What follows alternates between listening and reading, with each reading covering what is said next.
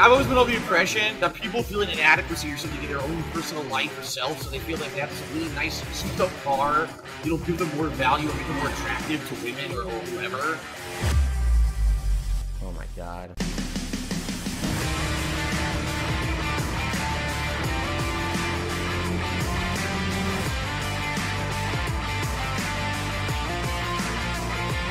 Nothing!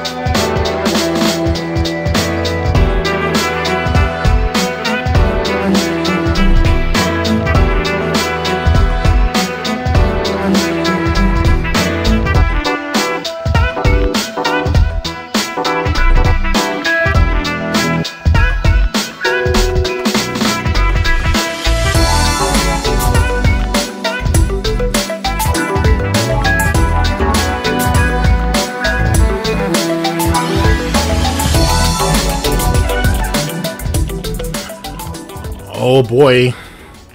Oh boy. Right back at it again. Actually watching the verdict for the Johnny Depp trial. I'll talk about that at a later time. But, oh boy. Back into the situation. Welcome to the Daily Gout. Gouty edition.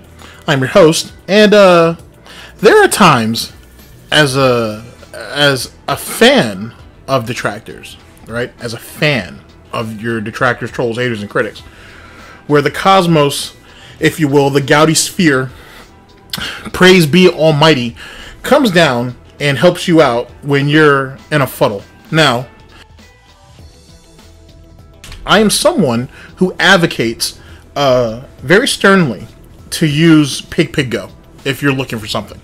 It might take you a couple of tries to get what you're looking for, given keywords, phrases, and so on and so forth. But I am someone who very much advocates for you to do that.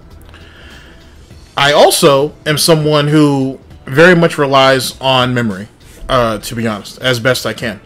And after our last broadcast, the Daily Beggar, I was thinking to myself, you know what? There's something that I need to look for, but I didn't know what, right? So what happened was I was going through some emails and whatnot, and I had found someone who was like, hey, you said that there's a video out there with DSP saying that he never texts Catherine at all throughout their relationship before she moved in. Is it possible that you could go over that? If not, if you could find it, because they said they couldn't find it, and I know I've gone over that video before, but I didn't know what video it was, so I couldn't send it to them. So we were in a bit of a quandary. So as I'm sitting back thinking about this, I'm like, you know, where the hell did I hear him talk about that nonsense?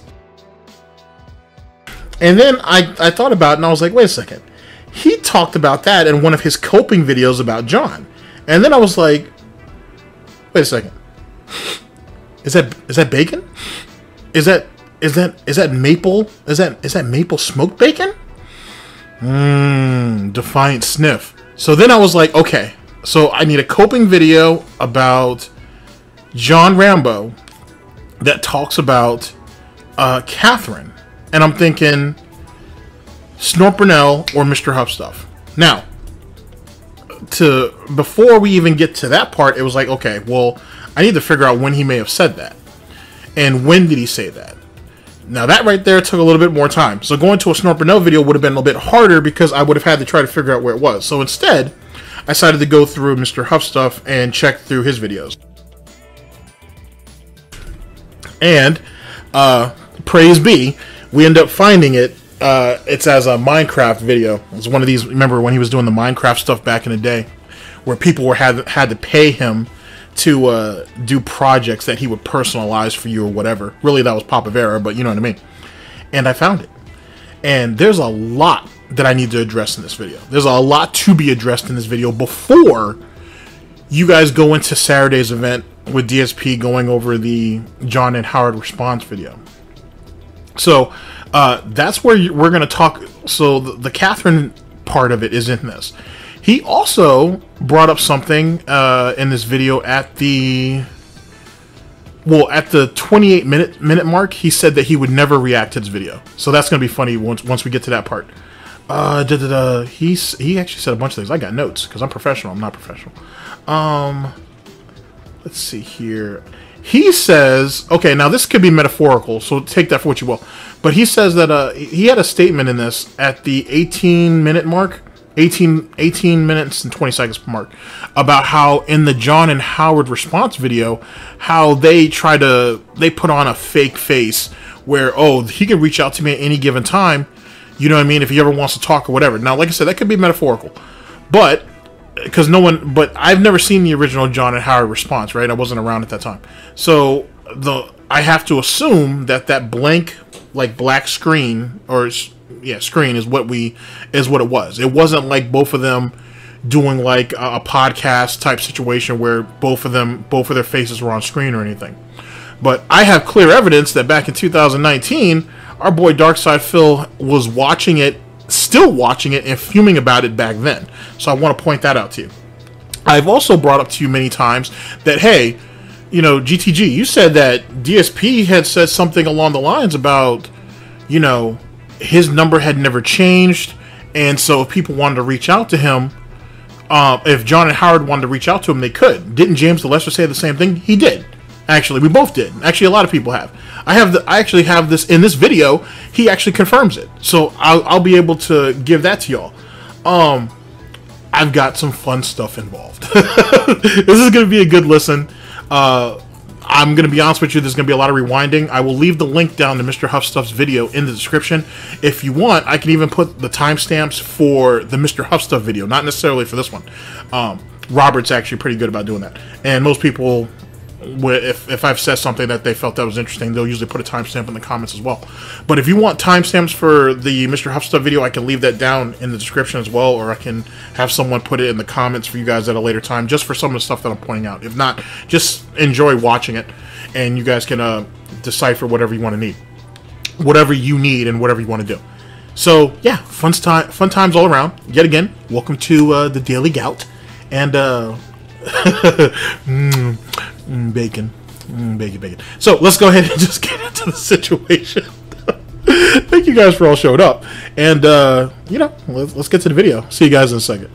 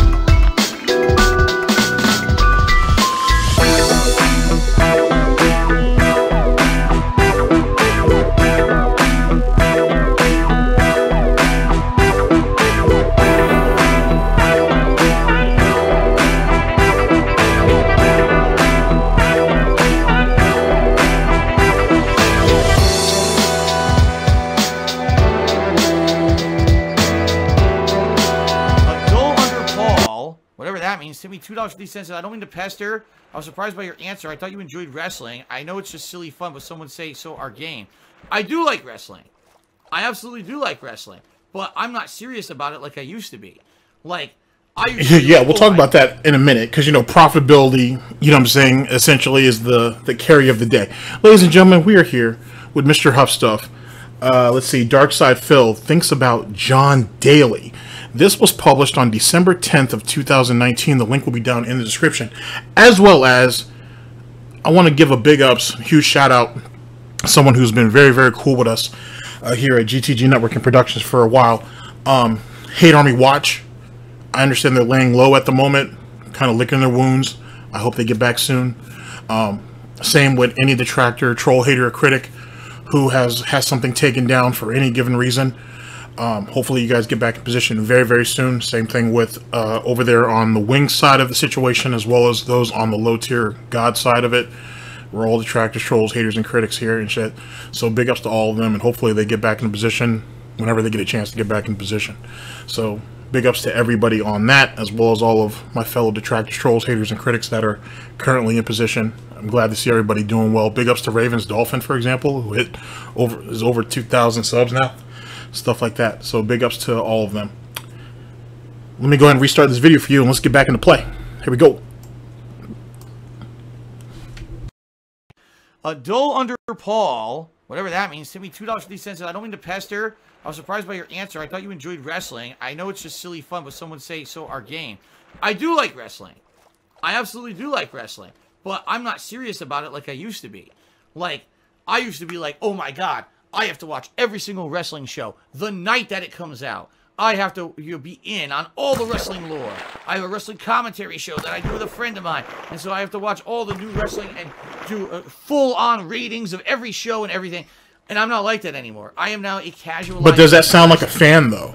That doesn't sound like a fan. That sounds like someone who is meeting the demands for a... it looks like someone who's trying to meet a demand, to be honest with you. That sounds like complete and totally for profit. That's all that was. I think what Smart Guys is what he's talking about, by the way.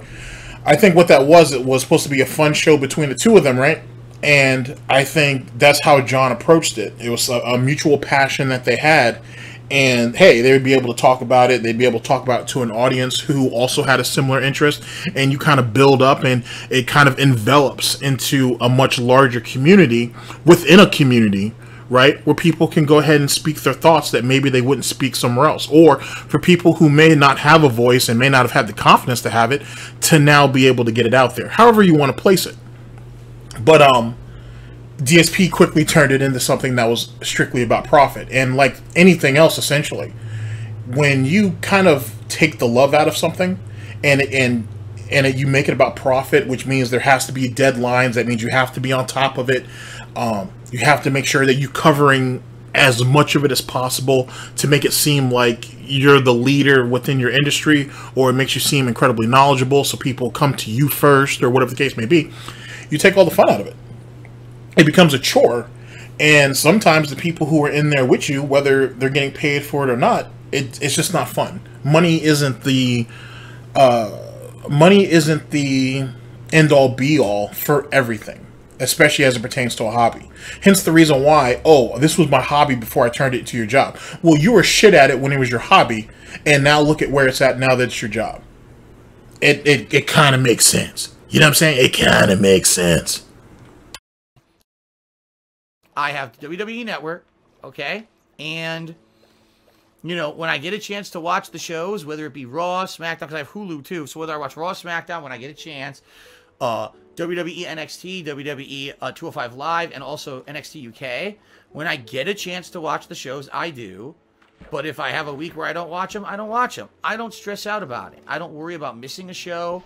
If I watch a pay-per-view 2-3 weeks late, I don't care. You see what I mean? Like, my mentality is that... Now, keep in mind, this is the same time period where people were coming into his chat and dropping results for pay-per-views or for different events that may have happened during a week, and they got leaned in manual banned. If you don't care about what the results of a situation is, yeah, then who gives a shit? Now, you could go ahead and make the argument, well, wait a second, maybe he doesn't want spoilers for anybody else. Fair enough. That's actually a pretty good caveat if you want to play that line. At the same time, though, too, it's the internet. You know what I'm saying? It's the fucking internet. What are you gonna do? So, but that's actually a fair point. if he was looking out for them that far, which he wasn't. But it's a nice little excuse I'm sure he's used at one time or another. Hey guys, I don't really care about, what the results are or anything, Snort. But, you know what I'm saying, there are people in the audience, though, that do care. So if that was the case, I don't want to ruin it for them. Well, if they cared so much, why the fuck would they be watching you? They could just go ahead and watch the pay-per-view live and then watch you on demand. Semantics. Fun for me, and I'll watch it when I get a chance. I'm not an insanely hardcore, diehard fan of wrestling anymore, where I must be in the know on everything wrestling at every waking moment. I'm just not like that. And you know what? I think I enjoy wrestling more now than I did before. Because the truth of the matter is, when I was getting invested in characters, in plot lines, in storylines, and then when WWE would repeatedly drop the fucking ball over and over, I would actually become disappointed. And instead, now having a casual approach, I don't feel disappointment when something sucks. Like a lot of people right now are actually upset. Well, here's another thing, too. This is something that a lot of you have pointed out at any given time. Like, I've talked to Jay. Jay doesn't go by that name anymore, though. Big ups to Jay, though. Alexa, but you don't go by that name anymore. Damn. I can't think what your new name is, but you don't go by that name anymore. And I've had this discussion briefly with, like, Super Crazy about stuff like this. Dude, DSP was never a wrestling fan. He was a WWE fan. Or WWF/WWE fan. Even though I can't really say WWF fan because supposedly he never watched the Attitude Era. Total bullshit, by the way. But, so, whatever. He's a WWE fan. He's not an actual wrestling fan. Now, keep in mind, you can't, could you say, well, hey, if you only watch AEW, or New Japan, or Global, or, there's a bunch of different ones, Impact, or whatever, does that make you any less or any more of a wrestling fan? No, not necessarily. If you only watch one, one product, if you will, then that's, or AAA, actually. AAA is actually pretty good, too, if you get a chance to check any of that shit out. Old TNA was really good, too, by the way. Sorry, I'm going to go off on a tangent for a minute. But, old TNA was really good. Back when, when the X Division just started. If you guys ever get a chance, go back and watch that. When the X Division first started. That's super early AJ Styles and, oh my god, who's the kid that he wrestled against? He was doing the red and black. He was so good back then, too, but then he got that knee injury. He still wrestles now, but his knee is shot. He works through it, but his knees are not what it used to be. I can't think of his name right now. I want to say it was like something red. It'll come back to me later, or someone in the comment section will definitely bring it up. But that was a good era of watching TNA, for example, before everything got all fucked up. But anyway, the point being is that it doesn't make you any more, any less of a wrestling fan if you only watch one thing or one product, if you will. But the way DSP says, "Oh, I'm a wrestling fan," he makes it sound like he watches everything, and he really don't. John was definitely, I think, a bit more diverse than DSP is, and we all know how DSP feels about diversity. So, womp womp. Bray Wyatt the Fiend has been ruined. I don't care. I really don't care. I think that the Fiend was one of the better plot lines of WWE. I didn't have confidence they were going to handle it right. It looks like they're not handling it right. And because I'm not invested, I'm not upset. Right? So, it's not that I don't like wrestling. It's just that I kind of got busy with life. I realized that sitting around and watching wrestling every single day constantly isn't the best course of action. There's more important things to do, like spending time with my wife, spending time with my cat, doing other things besides just sitting and watching fucking wrestling 24/7, which is what it was becoming. There's so many fucking wrestling shows. Well, no one said you had to watch wrestling 24/7, but what else are you doing? Oh, instead of sitting there, I don't sit there and watch wrestling every day. I would rather spend time with my wife and my cat and do other things. Okay, spending time with your wife and your cat one day a week, even back in 2019, is whatever. But what other stuff does he have? He doesn't have any hobbies. He doesn't have any friends. He doesn't have any associates. If he's not online, guess what he's doing? He's playing WWE Champions, and he's drinking himself silly. That was it. What he does in 2020 is no different than what he did in 2019, except there probably wasn't as much DoorDash going on at the time.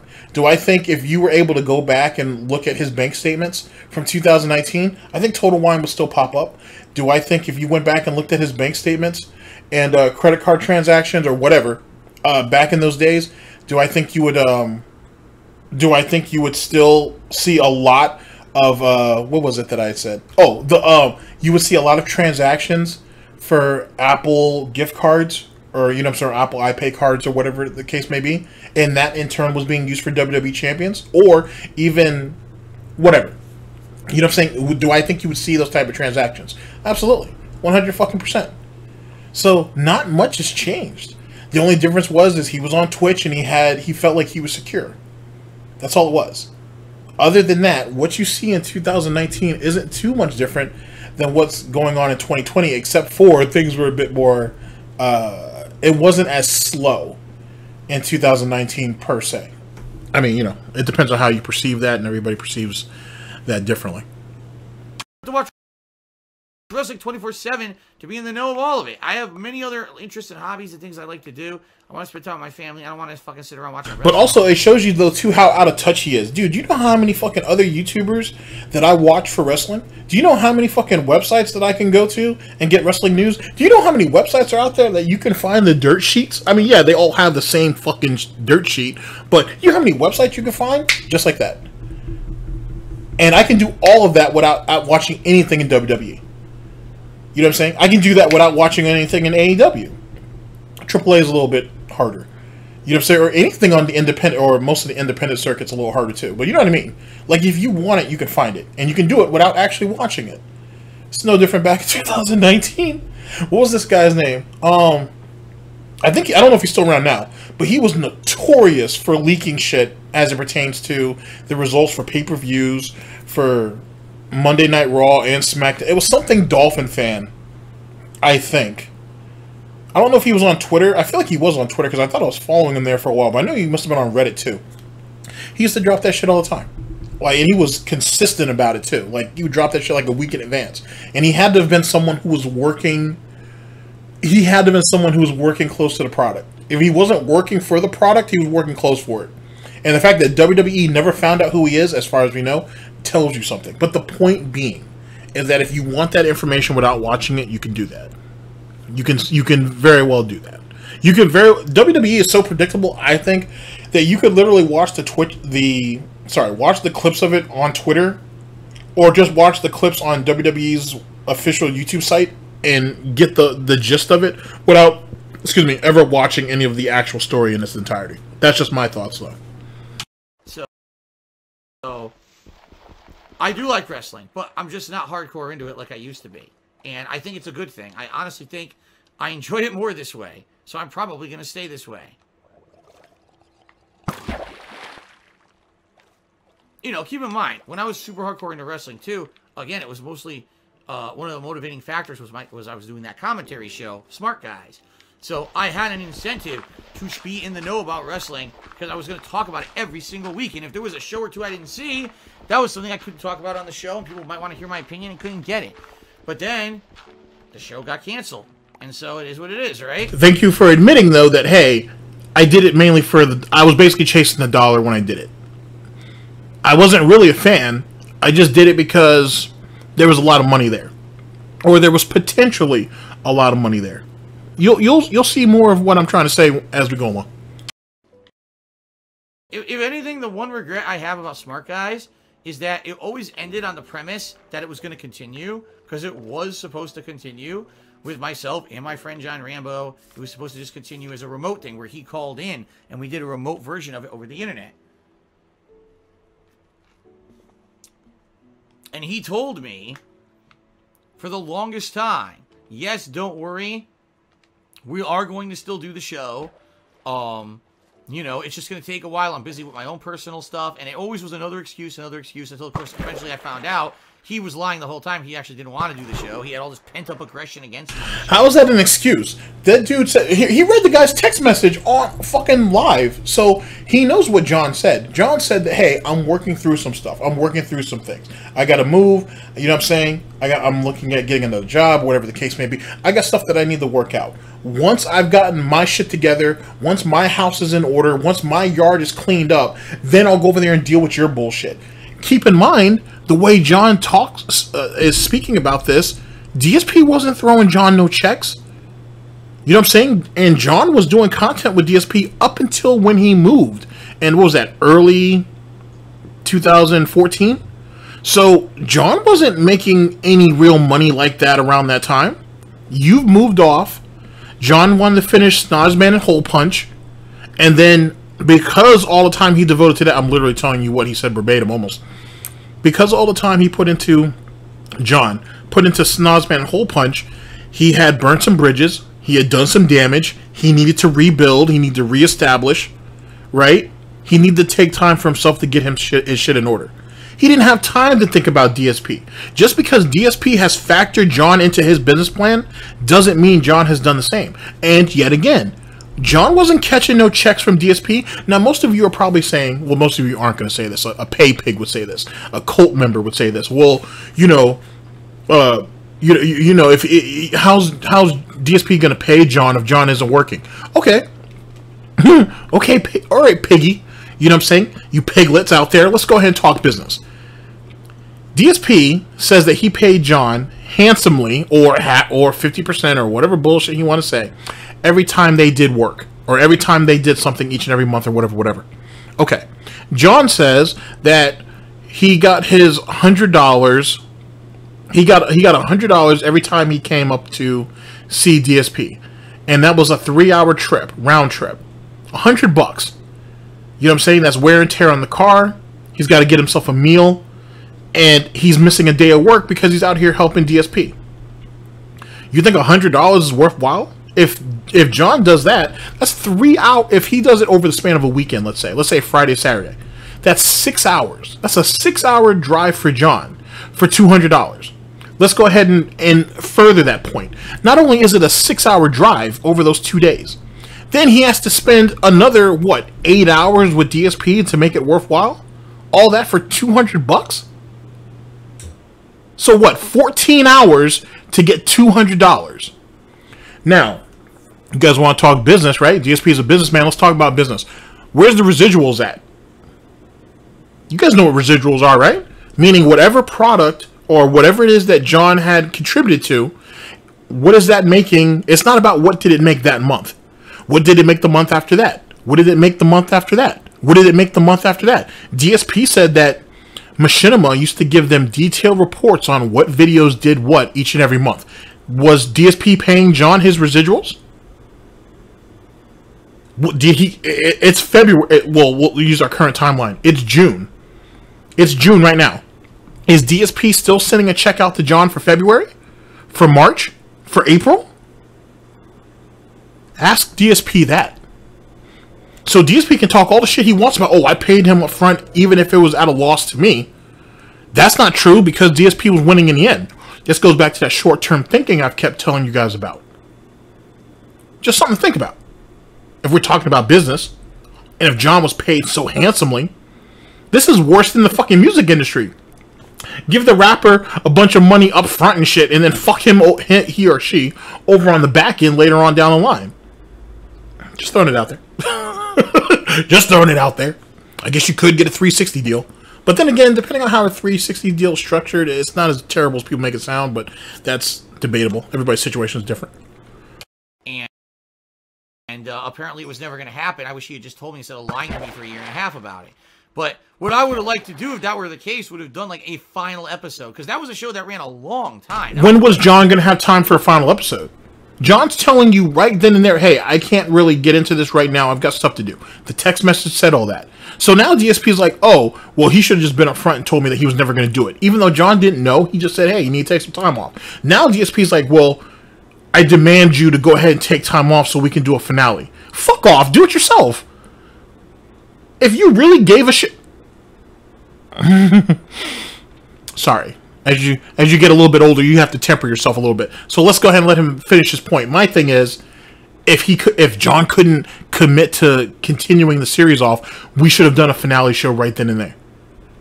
John barely had time to reach out to you, allegedly, at that particular time. How's he going to have time to do a finale? And then all you're going to do is demonize John and basically be like, well, guys, you know, we'd really like to continue this, but John has other commitments right now, and he really can't, he really can't come back, and we're not really sure when he's going to come back. So, hopefully if John gets his stuff together, maybe we can go back and do it.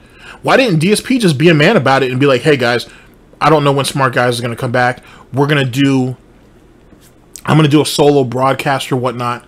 We'll go over this, and this will be the last broadcast until, to be announced. You know what I'm saying? Until further notice. He could have done that. He could have done that. He eventually had to do it anyway. When John didn't come back to helping DSP with his content, DSP, quote unquote, became a solo act. So he was going to have to convert, or he was going to have to shift, or he was going to have to move into position and stand on his own too anyway. Just like when Machinima dropped his ass and he had to go over there to Twitch and become a full-time streamer or whatever. And that's the problem with DSP. The guy has no initiative. He has no gumption to him. He doesn't actually pivot. He doesn't actually move until he has to. That's the problem with short-term thinking. Like I want to say at least 3 years, and we started it in what, like 2011, and it went all the way through 2014.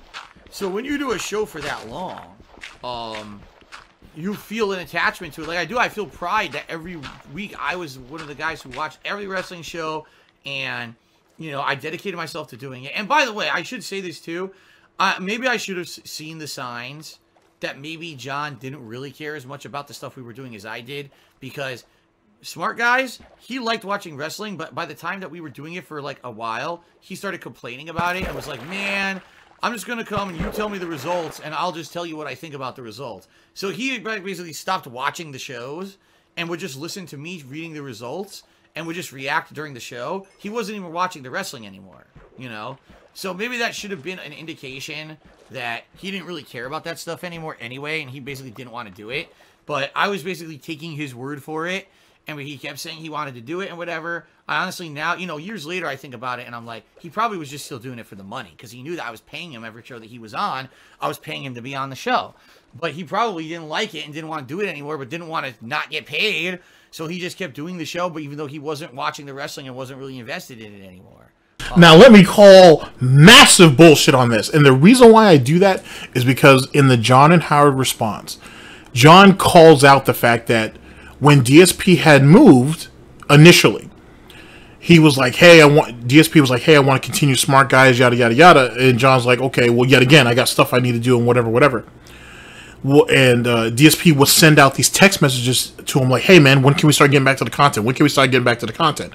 And John's like, I mean, I don't know yet, man. I'm still working my own shit out. And he's like, okay, well, I'll start. Well, when you want to start Smart Guys, you let me know. This is DSP telling John this. When we start up Smart Guys, or when you're ready, we'll start up Smart Guys. You let me know, and I'll start watching wrestling again. And so John was like, wait a second. You're not watching wrestling, and you're not doing the podcast on your own. And now you're telling me, oh, well, I'll start watching the product again when you're ready to start getting back to business. Well, how much of a fan are you? This is what John had said in the John and Howard response. Talking about 2015. Now, in 2019, you got DSP literally using John's own argument, or using John's statement against him, and flipping it, if you will. Saying that, oh, well, John wasn't a real fan. John said, oh, he didn't even want to watch the product anymore. He said, oh, I'll just drive out to your house an hour and a half, and then I'll just go ahead and I'll bounce off you. You know what I'm saying? You have the notes and everything anyway. I'll just give you my reaction to what you're saying. And also, he's basically like, you know, John was only doing it for the money. He was only doing it for the paper. He didn't give a shit about the actual product. The only P in this equation that mattered, besides Phil, obviously, was the money, the paper. That's the only thing he cared about. Which is funny because John basically accused DSP of that. So I want you to, so yet again, come Saturday, whoever your restreamer is that you're speaking to, that you're watching through or whatnot, keep this in mind as you're hearing some of this shit. Keep this in mind. So it is what it is. But anyway, the thing that one of my biggest regrets about that was I was always under the impression that we were going to go back and continue the show, so I never had a final episode. It was never like, here's the big conclusion to Smart Guys, here's a retrospective of all the stuff that we talked about and covered over the years, and thank you so much to the viewers who tuned in and out every single week while we did this commentary show. It just died because I was lied to, essentially. And that's a shame. I actually feel bad that I never had a chance to kind of do a sign-off show and say thank you so much over the years for everyone who watched, because the people who were very dedicated to our show. Sadly, what happened was a lot of the people went from our show, which got canceled, and went on to watch other people's commentary shows. And commentary shows really picked up. Like right now, there's commentary shows of wrestling on the internet that are giant, and you know, they get tons of views, and it's very funny because that was one of the things that I was doing as a side project. That was never a real focus of mine. That honestly, if I kept at it and stayed dedicated to it, it might have actually blown up. Because now that wrestling is so popular, you got your AEW, you got your WWE, your Impact, your New Japan. There's so much going on in pro wrestling now that to do an ongoing wrestling commentary show that covers all the news is actually like essential. Most people can't sit around watching all that wrestling all the time. So it actually might have blown up and actually got more popular or whatever. But it sucks that it ended the way it did. And again, I feel bad. So then why didn't you do it? So then why didn't you do it? If he wanted to do the send-off show, he could have done it just by himself. If he wanted to keep it going, if he wanted to keep the gravy train going, then why didn't you do it? And now, granted, it wouldn't have been most guys who do like wrestling news shows. There's a bunch of them. They range from 12 to 15 minutes up to like an hour, giving you like essentially the daily wrap, if you will, or the daily roundup of what's going on in the wrestling world given that day or that week or whatever. Why couldn't he have done it? Why didn't he do it if he cared so much about it? No, see, he needed John. He needed John way more than John needed him. And it's funny because he said in a previous statement he was essentially doing all the work and John just wanted to piggyback off him because John wasn't watching the product. Well, if you were already watching the product, then why couldn't you have done the show on your own? Why were you so desperate to have John there to bounce off of? I'm just asking. If you cared so much about the fans and all these people who followed you for all these years and followed the show for all these years, why couldn't you have just done a solo cast off on it? Hey, I'm sorry, John couldn't be here at the moment, and for that as well as other reasons, the reason why the show is not going to be able to persist until we know, until further notice. But until then, I'd like to just go ahead and do a send-off show, yada yada yada. I just want to thank you guys for everything. It's your channel. It's DSP's channel. He's the one who's mainly profiting off of it. John's only getting paid by the show. He's not getting residuals. So why couldn't DSP do it? Why is he so dead set on needing John to carry the fucking day? Why? Why can't he just do it on his own? And why was no one at the time that he was talking about this? Why didn't no one bring that up? Or maybe they did, and he just ignored it. He's good at that. But yet again, keep this in mind. To those who used to watch that show that it ended the way it did. I was always under the impression it would continue because I was told that by Rambo, only to find out a year and a half afterward that it was all bullshit. So, I Kill Kenny, you're completely mistaken. Rambo was paid for every single minute that he did anything in any of my stuff. Whether it was Smart Guys, whether it was the gameplay that he did with me, whether he traveled with me, like, he was always compensated for everything. Whenever we traveled, I usually paid his way, whether it was a hotel room or stuff like that, travel accommodations or plane tickets. When he was filming with me, he always got paid. The way we used to do it is I actually used to get reports from Machinima. Based on viewership, it would tell you how much money you made on a video. He would get paid 50% of everything. That's how I did it. I said that was the only fair way. Give him half. Even though I was filming, I was editing, I was uploading, I gave him half. Because I was trying to be nice. I was so appreciative that this friend of mine would come and share his expertise and his time and all that with me, that I wanted to make sure that this guy was trying to make out. And I knew that what he was getting paid wasn't enough to make a living.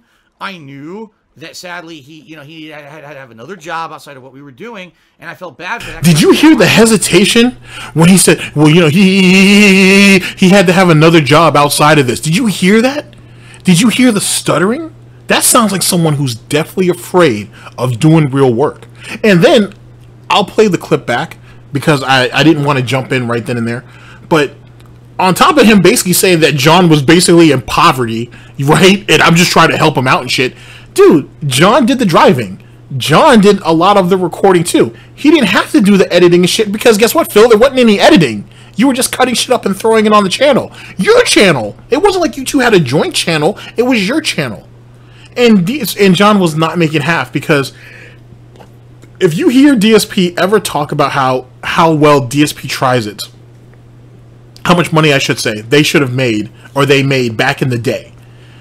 He used to say, yo, they used to bring in a crazy amount of money. You know what I'm saying? Just for him to sit there and eat in front of the camera and give his opinion. You're telling me that a playthrough of him and John, who was probably did way more in views, right, than a DSP tries it. You're telling me that he was splitting that money with John equally? And then how is it that you guys were making, John was being paid handsomely or 50%, whatever, and then all of a sudden when Machinima says, oh, they're not sending me reports anymore, which DSP could have just requested, hey, you guys were sending me reports monthly for these videos. Can you keep sending them to me? Oh, well, you know, we don't do that anymore, or you know, maybe it's going to cost you, you know, it'll cost you a dime or a nickel or whatever for us to send you a paper invoice or an email. I don't think they're charging for that, but you know what I mean? I'm just throwing it out there. I'm trying to give this piece of garbage a fucking benefit of the doubt. If he had to request a report, let's say, why didn't he just do it? Instead, he goes to John and says, hey, man, they were sending me these reports, and this is how I was cutting this money up. Well, they don't send me reports anymore, so I don't know how I should cut this money up anymore. Then why didn't you just go ahead? And then John was the one who was like, oh, well, I'll just take $100 every time I come up. If John is willing to settle for $100 every time he comes up to see DSP, and they work on something, how much do you think John was really making from all of those videos that they were doing together? You're talking about multiple videos in a month. Are you telling me that was only worth $100? Think about that for a second. Really, take that in for a second. Why didn't DSP just keep the same arrangement? Hey, whatever it is that I'm paying you on a monthly bit, let's look back at 6 months, right? And we'll see what the average is. We'll calculate it and we'll see what the average is, and I'll pay you that. And if it's a really, really crazy month, I'll throw a little more on it. Why didn't they come to that agreement? Why is it that John had to just lowball himself to $100 and that was that? And then I still don't think John actually got to see those reports. I think DSP only told him what those reports are. It's DSP's channel. It's not like John has access to it. Just saying. And if DSP allegedly keeps all of his reports from back in the day, bitch, show me what the fuck. Show me one of those reports back in the day when you and John did content. Show me a number. Show me a month and show me a number. And I bet you anything the amount of money from those set videos with him and John were worth more than just $100 round trip a day. All right, let me bring this clip back for you. Sorry. I didn't mean to actually jump in when I did. My fault. Money you made on a video, he would get paid 50% of that. Find out a year and a half afterward that it was all bullshit.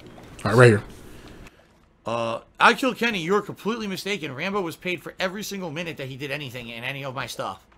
Whether it was Smart Guys, whether it was the gameplay that he did with me, whether he traveled with me, like, he was always compensated for everything. Whenever we traveled, I usually paid his way, whether it was a hotel room or stuff like that, travel accommodations or plane tickets. When he was filming with me, he always got paid. The way we used to do it is I actually used to get reports from Machinima. Based on viewership, it would tell you how much money you made on a video. He would get paid 50% of everything. That's how I did it. I said that was the only fair way. Give him half. Even though I was filming, I was editing, I was uploading, I gave him half. Because I was trying to be nice. I was so appreciative that this friend of mine would come and share his expertise and his time and all that with me, that I wanted to make sure that this guy was trying to make out. And I knew that what he was getting paid wasn't enough to make a living. I knew that sadly he had to have another job outside of what we were doing, and I felt bad for that because I really wanted him to be able to kind of be as successful as I was with his own stuff, which it never was. You know, he did his own show. John Rambo Presents the Show. He did his own Dodge Man a Hole Punch, and it never really got popular to the point where he could make good money doing it, and I felt bad about that. So I always paid him half. I always did that. I was very honest and upfront about that. I would always pay him 50%. No matter what, even if it was less than me, because essentially I was getting paid less than he was for the stuff we were involved in. But now, I'm sorry, I gotta cut it now. How the fuck does that make sense to y'all? Oh, first off, the hesitation of calling John a friend. He was like, this guy, I mean, my friend. And then the stuttering about John having to have a real job. That shit, that really stands out to me. That was amazing. Then you're gonna basically call John a bum saying that, oh, what he was doing wasn't making him any real money or whatnot, so I decided to help him out with that, you know what I'm saying? I really wanted to pay the guy, and I had to put his ass to work. He was a workhorse. He wasn't doing anything out the pasture, so I had to put his ass to work. Oh, on top of that, he's a failure, too, because he tried to do his own shit, you know, the show, Snaz Man, Hole Punch, all that shit flopped. He's a fucking failure. John failed at everything he did, so I was giving him a way to get money, because he didn't have no talent to do anything on his own. That's literally that's basically what DSP said. Phantom Snort. That's basically what he said. He basically called John a loser and said that I was propping him up. I was paying his bills. I was putting food on John Rambo's table. That's basically what DSP said. Fuck out of here with that. And yet, everything all fell apart because John didn't want to come around. If you were taking care of John the way you said you were, why would he leave? If John was getting his residuals each and every month, why would he stop doing anything? I would think he would need that money. Apparently if John decided to walk away from that money, that means there must have not have been any money, or there wasn't very much money. And DSP had thrown all that money into a house and all this bullshit. How much money was there really to be sending to John? On top of that, excuse me. DSP has the nerve to sit here and say, oh, I was taking a pay cut at times. I was giving John more because I knew he needed it, even though John isn't getting no residuals. And so DSP is actually making out like a bandit at the end of each and every month, because there are all these residuals, right? There's all this extra money each and every month from these videos that are still being monetized, that are still being watched, that ad revenue is still generating each and every month after month after month, that John isn't getting paid for. And I mean only the videos that John was in. It wasn't like you only watched John. It's not like the content that him and DSP made in January and February were only watched through the months of January and February, and then March, April, May, and June, no one watched it anymore. It don't work like that. Or at least for most people, it don't work that way. It depends on how stable you keep your channel or whatever. So be serious. Be serious. And then yet again, going back to, oh, I paid for his trips and I paid for him to go out to certain events or whatever. John was helping you. He was essentially a workhorse. He was an assistant, if you will. You never treated him as a partner. Panda already proved that. Panda had already proved that at that one at that booth for whatever convention that they went to and shit. She already proved that. She already stated what I assume people kind of already figured out at the time anyway. And if Panda ain't stupid, either Panda saw that or DSP told her that. That's what that shit was. What was it that shit that Griffin had said from Berserk? For the anime heads out there. What is it that he said to that one princess? He said that he couldn't respect another man who doesn't have a dream of his own. What he said about Gus. You know what I'm saying? Like, he's like, I can't respect someone who doesn't have a dream of their own. He or she or whoever couldn't be my equal unless they have a dream of their own. Which is the reason why Gus left in the first place. He wasn't going to play subordinate to that. And more importantly, if he was all of Griffin's equal. There's not anybody who's seen the series who wouldn't say no to that. That's why he left. Griffin was right. Hey, you can't respect a man who's just gonna fall in line. You know what I'm saying? Yeah, you appreciate that you have soldiers, certainly, but you don't want. But you know what I'm saying? A general is not gonna sit there and look at a soldier as equal rank, or a sergeant or anything like that. Same concept. I'm not necessarily. So when you look at it in DSP's, if you look at it from DSP's perspective, you can see why he treated John and Howard the way they did. But then on top of that, I'm still not done. Where's Howard's money? Howard helped you with projects. He helped you with playthroughs. We talked about that on the Daily Beggar. Where's Howard's check at? Howard even said, I never got paid. But John said he got paid. Didn't get paid well. So even if you were taking care of John, quote unquote, you weren't taking care of Howard, and Howard was in that content too. Not all of it, but in the content that he was in, he wasn't being compensated. He had to drive out to your place. He had to spend time that he could have spent somewhere else. I'm just throwing it out there. You know, I don't know where people get these crazy misconceptions of all that. I swear, there's just lies and misconceptions out there about that whole time. And there's not much I can do about that. I don't like talking about it because, you know, it is in the past. It's not going to change. What's done is done. People who decided to backstab me did. And that's life, I guess, right? You move on. It's been a long time now. It's been 4 years. And I really don't think about it that much anymore. But every once in a while, you guys ask and it comes up again. So, okay then. Should be Pimply cheered. He said maybe he enjoyed spending time with you. I mean, maybe he did. I would hope he did. I would hope that simply he didn't just come and spend almost every single weekend with me just for money. Seriously. Like, I genuinely enjoyed all the time that I spent with Rambo. I did. Like, it was so much fun. And that's why I seriously am so fucking blindsided that this guy, after all those years of doing that stuff with me, comes out and is like, oh, Phil was just in it for the money and he never was a good friend and all that. And I'm like, I felt the complete opposite. Like, I thought the time we had was great. I thought that we had a lot of time special, you know, friends. A lot of time special? Hold on, I'll bring that back for you, Phil, just so we can have that in context. I want you to say some silly shit. Because I heard about your whole I don't like boobs clip the other day. I heard that. That was, boobs are icky. Ew, you must be on some Nick Fuentes type shit, apparently. American First? Is that what that is, Phil? Anyway. We'll keep the cat boy thing at a minimum for a second. Do you see how DSP is slowly but surely trying to twist this shit into, oh, John was only in it for the money, that it wasn't even a real friendship, it was all about profit? And then going by what DSP said, hey, if I hope he enjoyed spending time with me if he came out there almost every weekend. So let's say John showed up let's say he showed up 3 weekends out of the month, okay? So, and like I said, $100 a day to go out there. If he shows up, let's say Friday, Saturday, or Saturday, Sunday. Let's say that. So let's say he's out there at least 2 days each and every week. What's that? $200? What's that for over 3 weeks? That's $600. You think $600 was Apple compensation for what John was doing? Do you think really the money was being cut up? You know what I'm saying? Like evenly at that particular point? If you really, really think about it. And keep in mind, this is when when I say the $600 a month, I mean after DSP claimed that he couldn't get reports from Machinima anymore. That's what I'm talking about. And that doesn't even make any sense in themselves, because either they're mailing it to him or they're emailing it to him. You're telling me that they stopped. You're telling me that you couldn't request it? Because here's the thing.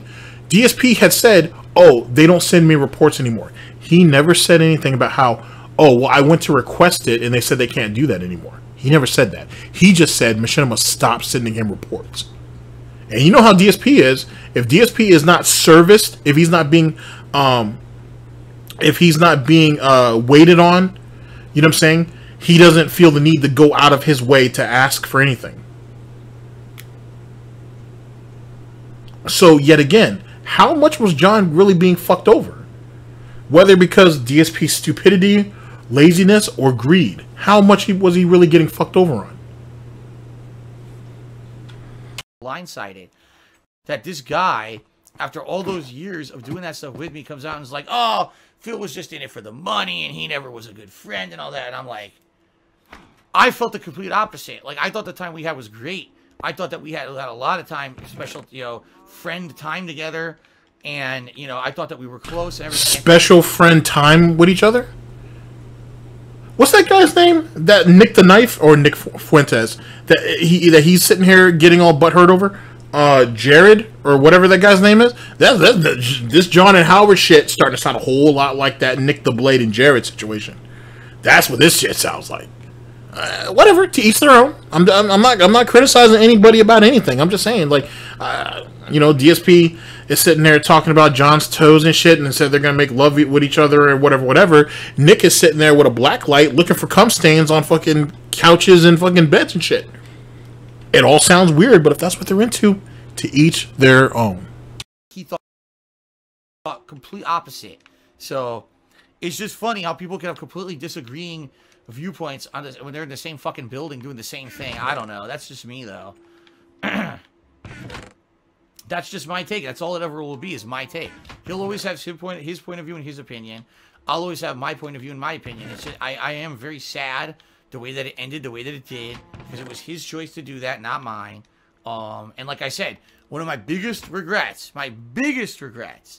is that I was never able to do a send-off show for the stuff that we were doing. There was no grand finale content with him and me. There was no grand finale of Smart Guys. And that's not... Honestly... No, let me give you the piggy translation of that. Okay, he's saying that, oh, my biggest regret is we didn't get a send-off show. We couldn't give you guys a grand finale. Here's the translation. Okay?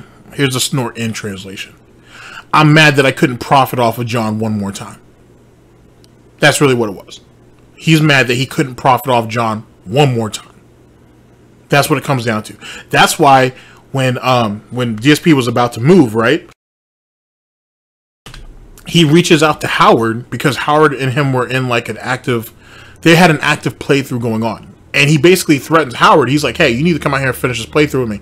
Howard's like, hey, I got something to do, man. I can't make it out there right now. Or whatever. If you don't do it, we were never friends. See, he caught, and Howard ended up going out there. So he caught Howie on that bullshit, but he didn't catch John.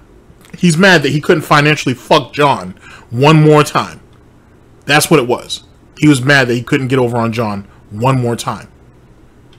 To the viewers who were there from 2010 through 2014, 4 fucking years that people watched all our shit, and then just to say, oh, it's all over because of you know, behind the scenes disagreements that we didn't even talk about publicly, and now we just decide it's over. That's fucked up to me, but that's just me. Oh look! Epic Rage $7 says it's not too late to befriend each other. Anything's possible and life's too short to hold grudges. Yeah, but the thing is, he did hold a grudge. That's the point. Like, I didn't hold a grudge against him. He's the one who didn't respond to me, cut off contact with me, then made a video saying that I was basically a bad person and that he was really upset about things that I had done over the years. So the ball would be in his court to contact me and say, okay, listen, I kind of burned the bridge 4 years ago. You know, I'm sorry. And, you know, let's talk. Let's be friends again. That would be in his court. Now, no. I want him to say he was sorry, because that's what DSP said. First off, the apology fetish is in full alert with this shit. But on top of the fact, it's, oh, well, I had reached out to John and he wouldn't reach out to me back, yada, yada. Every time you reached out to John, you were about, hey, man, when are we going to get on these playthroughs, man? Hey, man, when are we going to get back to Smart Guys, man? Hey, man, when are we going to get back for me to whore you out? I mean, when are we going to get back to making this money? You know what I'm saying? I got a house out here, man. You know what I'm saying? Panda's in the other room mad that I'm not sexing her up. I'm frustrated, bruh. And this gin is, and this Tanqueray is almost out and whatnot, and I'm going to need this money. I'm going to need this money fast. When are we going to get back to doing this playthroughs and shit? John don't want to hear that. No one does. No one does. No one wants to hear nonsense like that day in, day out. So I'm not surprised that John didn't want to reach out or reach back at some shit like that. That's why he was telling you, hey, I got to get myself in order. Now, let's go ahead and go to those fucking drunken text messages at 2, 3 o'clock in the morning that both Howard and John got. How do you respond to some shit like that? Motherfucker, put the bottle down, take your ass to bed, and call me in the morning. Or I'll call you tomorrow afternoon or some shit. You know what I mean? If you're really feeling that frustrated, go up there to your bedroom, man, and give fucking Panda that gin dick, and then you holler at me later, bruh. You know what I'm saying? Take your ass to bed. I ain't got time to hear you crying and complaining about some dumb shit right now. John and Howard, no one wants to hear that. No one wants to hear that. But he's literally throwing all of his burdens and shit on John and saying, "Oh, it's his fault that he wasn't my bitch and he didn't answer me when I sent the message out or the message is out." Fuck you. But here, we're gonna play that little part back.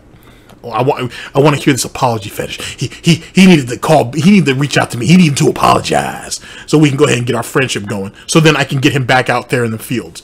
You know what I'm saying? There's a lot of plowing out there that needs to be done, and it's still a few years off for me getting my horse. So, oh boy, John got work to do. Against him, he's the one who didn't respond to me, cut off contact with me, then made a video saying that I was basically a bad person and that he was really upset about things that I had done over the years. So the ball would be in his court to contact me and say, okay, listen, I kind of burned the bridge 4 years ago. You know, I'm sorry. And, you know, let's talk. Let's be friends again. That would be in his court. Now, I never ended the friendship. He did. So it's up to him to start things up again, not me. You know what I mean? Like, everything, it's hilarious. How can you make a video saying, well, you know, I never responded to Phil and his texts or anything, but now I expect him to call me. It's like, wait a minute. I was texting you for 6 months, and after a while you just stopped responding to anything that I had to say. Now you want me to call you, but you stopped responding to me. Like, it doesn't make any fucking sense. It's like... God damn, you sound like a scorned girlfriend. With that being said, though, if this is how you feel about John not responding to you, did you ever consider, not that Howie is a bitch or anything, so he needed any type of response, how do you think Howard felt when he was reaching out to you for the holidays, when he was reaching out to you about Scott's death, and you didn't acknowledge any of that? See more of this bullshit victimhood type crap? It's yet again, no one else can do any of that shit. It's okay for thee, or it's okay for Ree, but not for thee. That's literally what this is. Because the same way that he's saying John ghosted him, he ghosted Howard. Oh, well, I guess it's okay, though, because Howard was never really his friend. Howard was just an associate. Howard was just John's friend, not Phil's friend. So it wasn't that big of a deal. Yeah, you're right. Good point. Fair enough. About texting or something. Like, what's the difference between texting or a phone call, right? It's the modern fucking era. People text all the time. I had to tell you, I didn't call my wife either. The whole time that, before she lived with me, I was texting her. I wasn't calling her on the fucking phone. We texted all the time. So I don't understand what his... Wait a second. We gotta bring that back. Tell me again about how you and Catherine's relationship was going. Not one more time, because I'm gonna do it one more time after this. But tell us again how that relationship went. Era, people text all the time. I had to tell you, I didn't call my wife either. The whole time that, before she lived with me, I was texting her. I wasn't calling her on the fucking phone. We texted all the time. So I don't understand what his gripe was. I really don't. The whole time I was with my wife before she moved in, I never called that bitch. We text all the time. Never called her once. Well, that's strange. So why is it that you and Catherine never talked to each other while you guys were dating before she ended up moving in with you? Oh, could it be because she was with Subaru Man? Is that what that was? Is it because she was living with another man at the time? She was in a relationship? And y'all had to keep everything on the low-low? You're a horse thief. That's what you are. You stole another man's horse, and you should be ashamed of yourself for that shit. You should be a goddamn shame for yourself. Which is funny, too, because people say that Pantsu, which is Ralph's fiance, looks like a horse, too. So many correlations between some of these locales at times. Anyway, you don't think there was not something wrong with that, Phil? I mean, of course it worked out for you. It was a convenience. But what about all those times where you said that you had... This is after he finally admitted that he had a girlfriend and whatnot. Oh, well, I reach out to her and I'm a comfort for her, or she's a comfort for me and whatnot during these trying times and shit. Wait a second. Didn't you say that you actually talked to your girlfriend on the phone during the holidays? You said that. That's in a Mr. Huff Stuff and a Snort Burnell video too. It might be in a Mighty D video as well. You did say that. You said that you had spoken to her on the phone before you called your parents. But now you're saying, oh, I never called them at all. I never had spoken to my wife at all until she moved in. We always did everything by text. So many lies to unravel. Just so much bacon to cut up. It's just all over the place. Just so much. I'm not overwhelmed, but just a lot. And this is old bacon. This isn't 2022 bacon. It just happens to... It just happened that I'm still bringing it out in 2022. But this is old bacon. This is 2019 bacon, ladies and gentlemen. Anyway, just want to throw it out there. Loving relationship, soulmate, whatever. I'm going to play it for you one more time just for posterity's sake. Just for posterity's sake. And then we can move on. Holy shit. Wait a second. Uh-oh. Did I go back too far? I'm going to go back too far. Fuck. Let's do that. That'll work. All right, here we go. Call you, but you stopped responding to me. Like, it doesn't make any fucking sense. It's like this, he was like so hung up about texting or something. Like, what's the difference between texting or a phone call, right? It's the modern fucking era. People text all the time. I had to tell you, I didn't call my wife either. The whole time that, before she lived with me, I was texting her. I wasn't calling her on the fucking phone. We texted all the time. So I don't understand what his gripe was. I really don't. I don't get to this day. I don't understand what his big holdup. I really feel that there was like underlying pent-up issues that he doesn't want to talk about. And because of that, like, maybe he feels like when I moved away from Connecticut, I abandoned him because I was someone who I was always doing stuff with him, and it was a way for him to have a job or make money or whatever. And when I moved, that was it. That was like, basically, he was like unemployed. You know what I mean? Not to say he didn't have another job. He did. Joe was a bum. He's literally saying, yo, John was a bum. He said when I left Connecticut, I was feeding John. You know what I'm saying? I was taking care of John and shit. And when I left, John was pretty much out there on the fucking street. He didn't know how he was gonna make money. He didn't know what the fuck he was gonna do. Like I fucked up. I fucked up John's whole life when I moved. You're a piece of shit, Phil. Holy shit. You're a piece of garbage.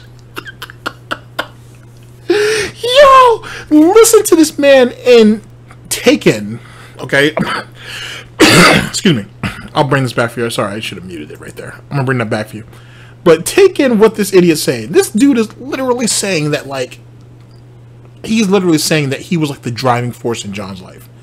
Like, look at him on his fucking dirty ass fucking love seat, literally saying that he's basically saying that he exercised so much authority and influence in John's life that he could affect this man financially.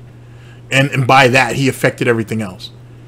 How much of a narcissistic piece of garbage must you be to think that?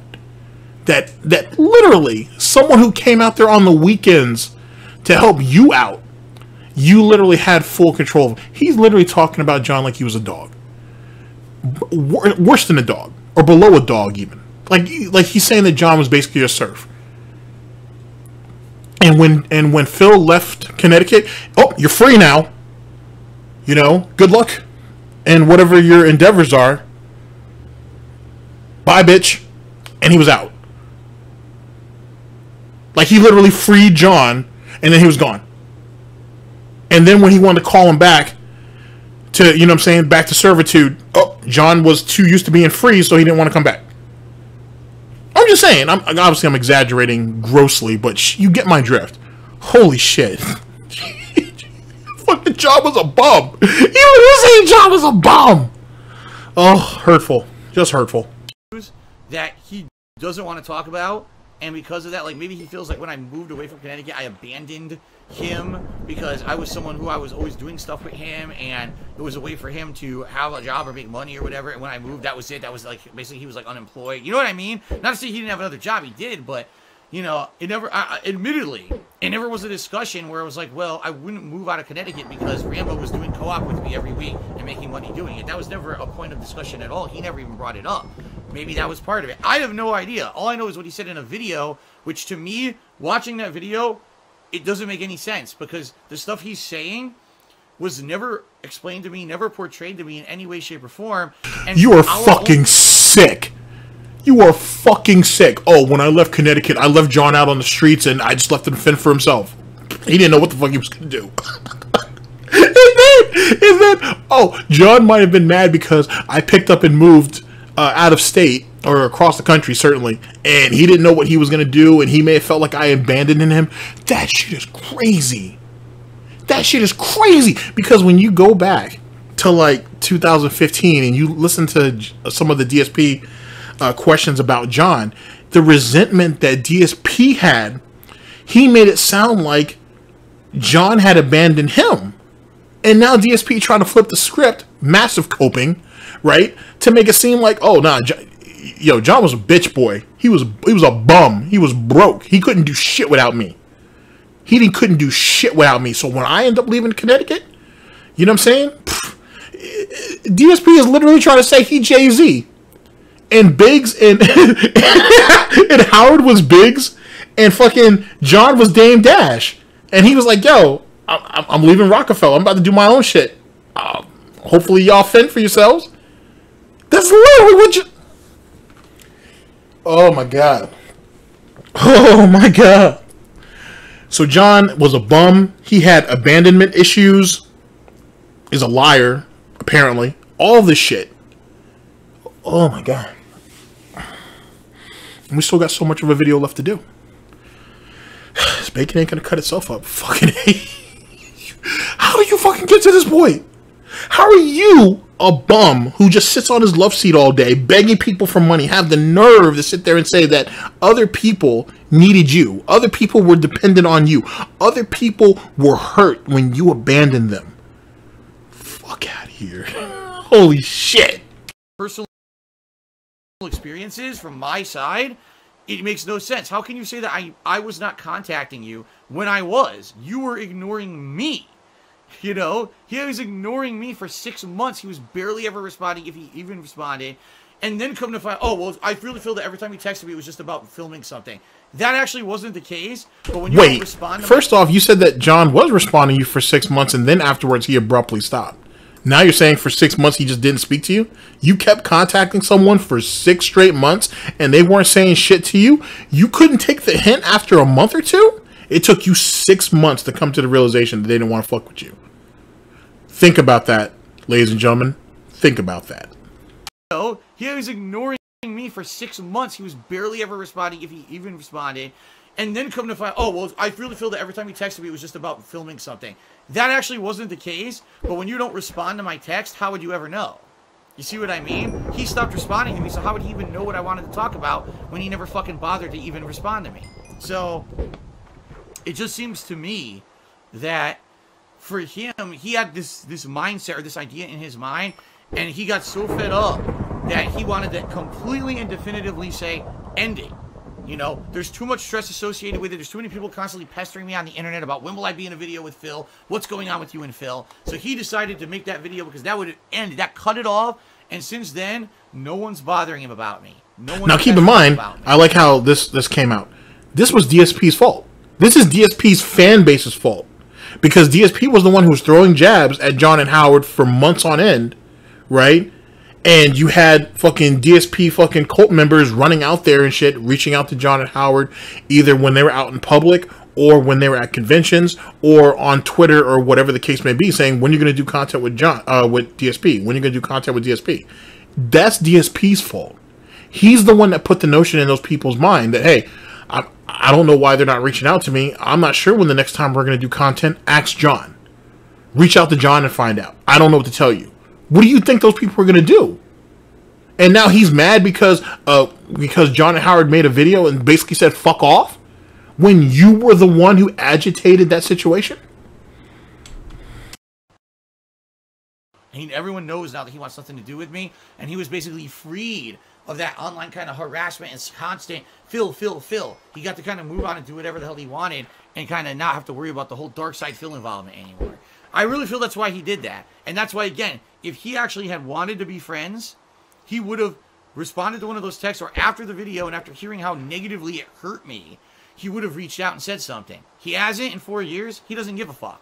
If he did, he would have reached out to me. My contact information is exactly the same. Hasn't changed. He could have easily reached out to me at one time during the last 4 years, and he didn't. I'll bring that back for you. How long has that WWE Champions account been around? Anybody? Been around for a while. Certainly been around in 2019. He's saying right here that he has the same contact information.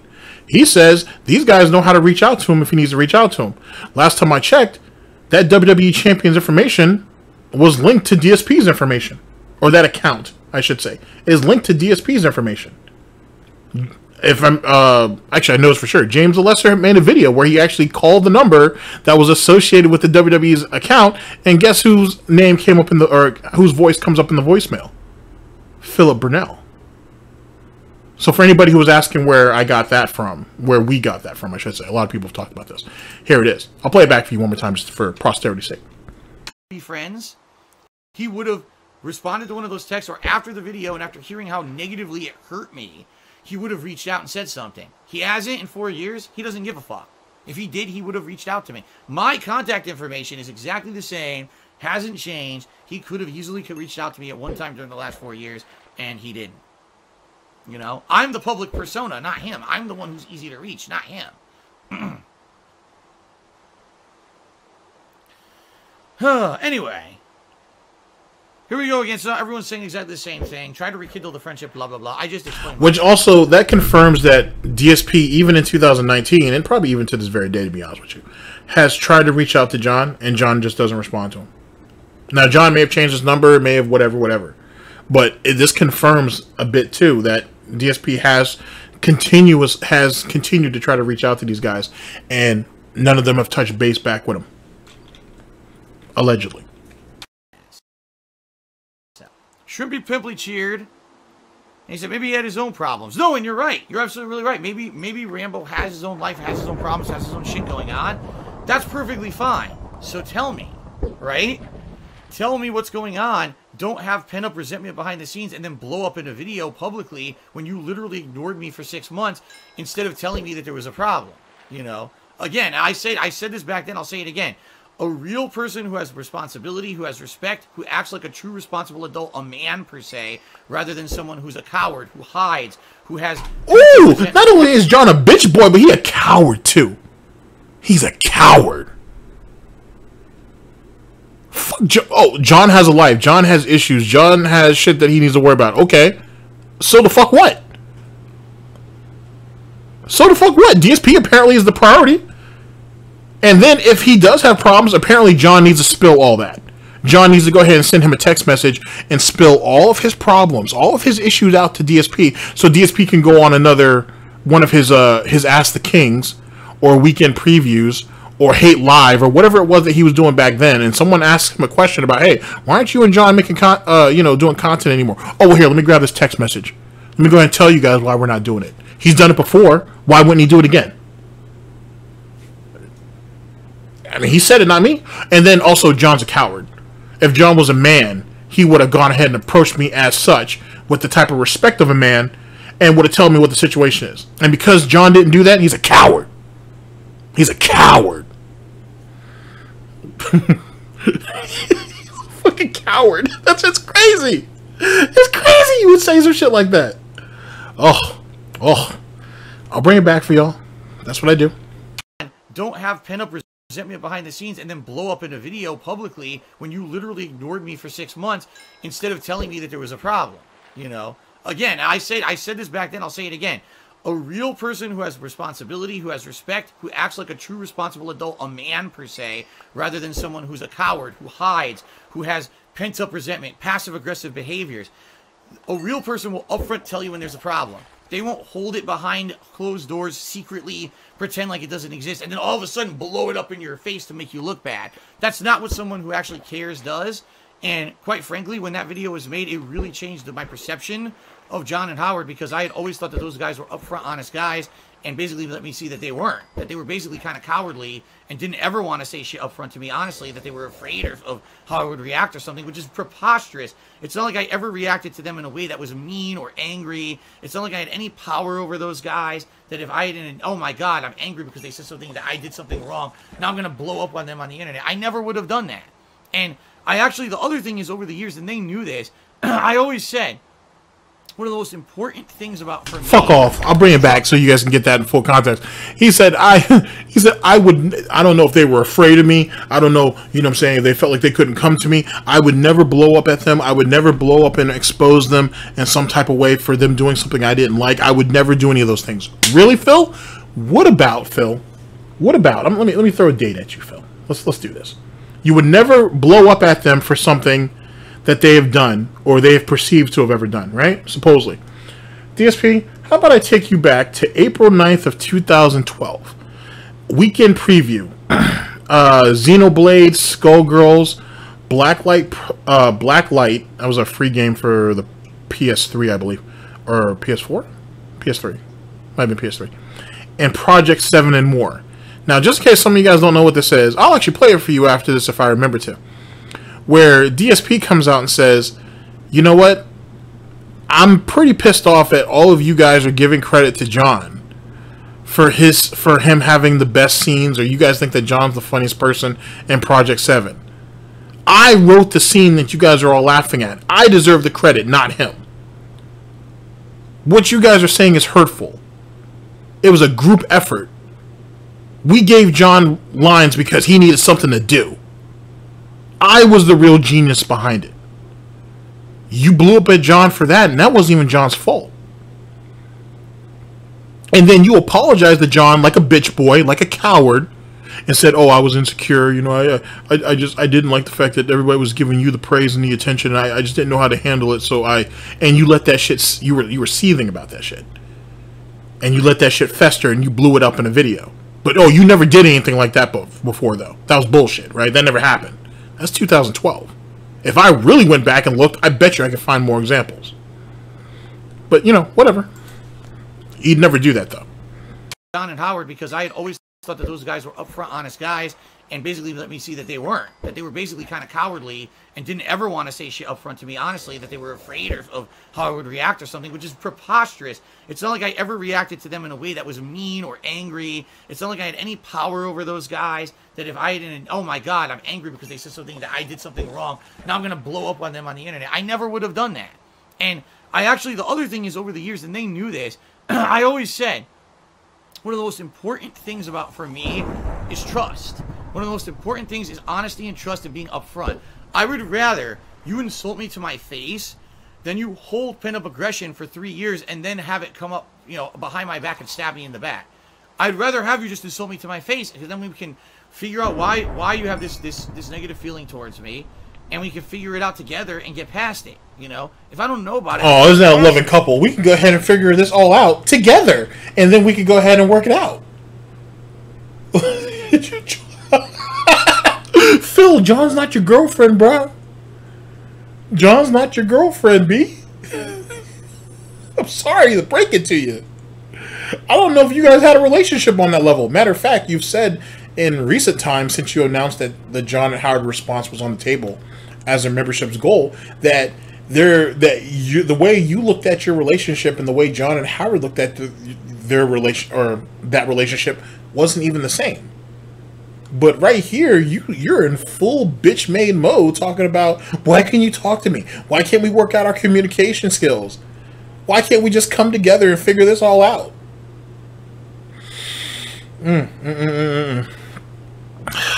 Alrighty, here we go. Thank God for milk and cookies. Gotta tell you. And that was the whole issue there. That was the whole fucking issue there, is that here's someone who I trusted, who I had, you know, been a close friend with, told stuff who I hadn't told anyone else, trusted in with private information and shit. Sorry, let me bring that part back.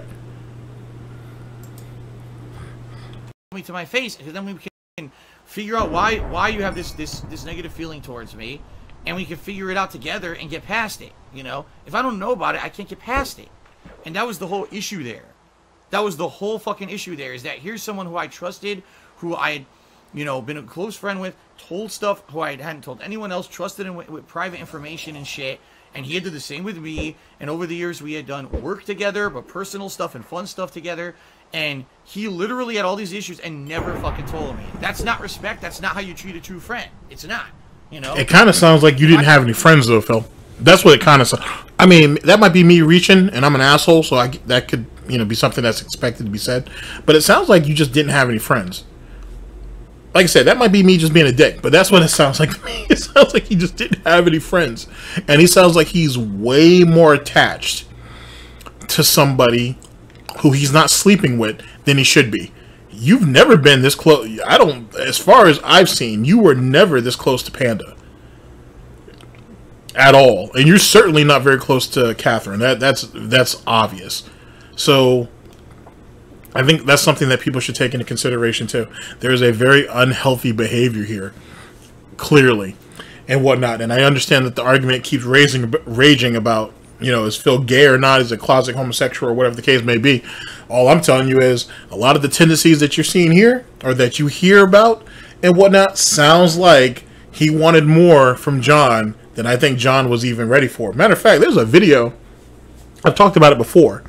It was when him and John and Howard were in a hotel room. I can't remember what city they were in. It wasn't when they were in Chicago. It was somewhere. I can't remember at the moment.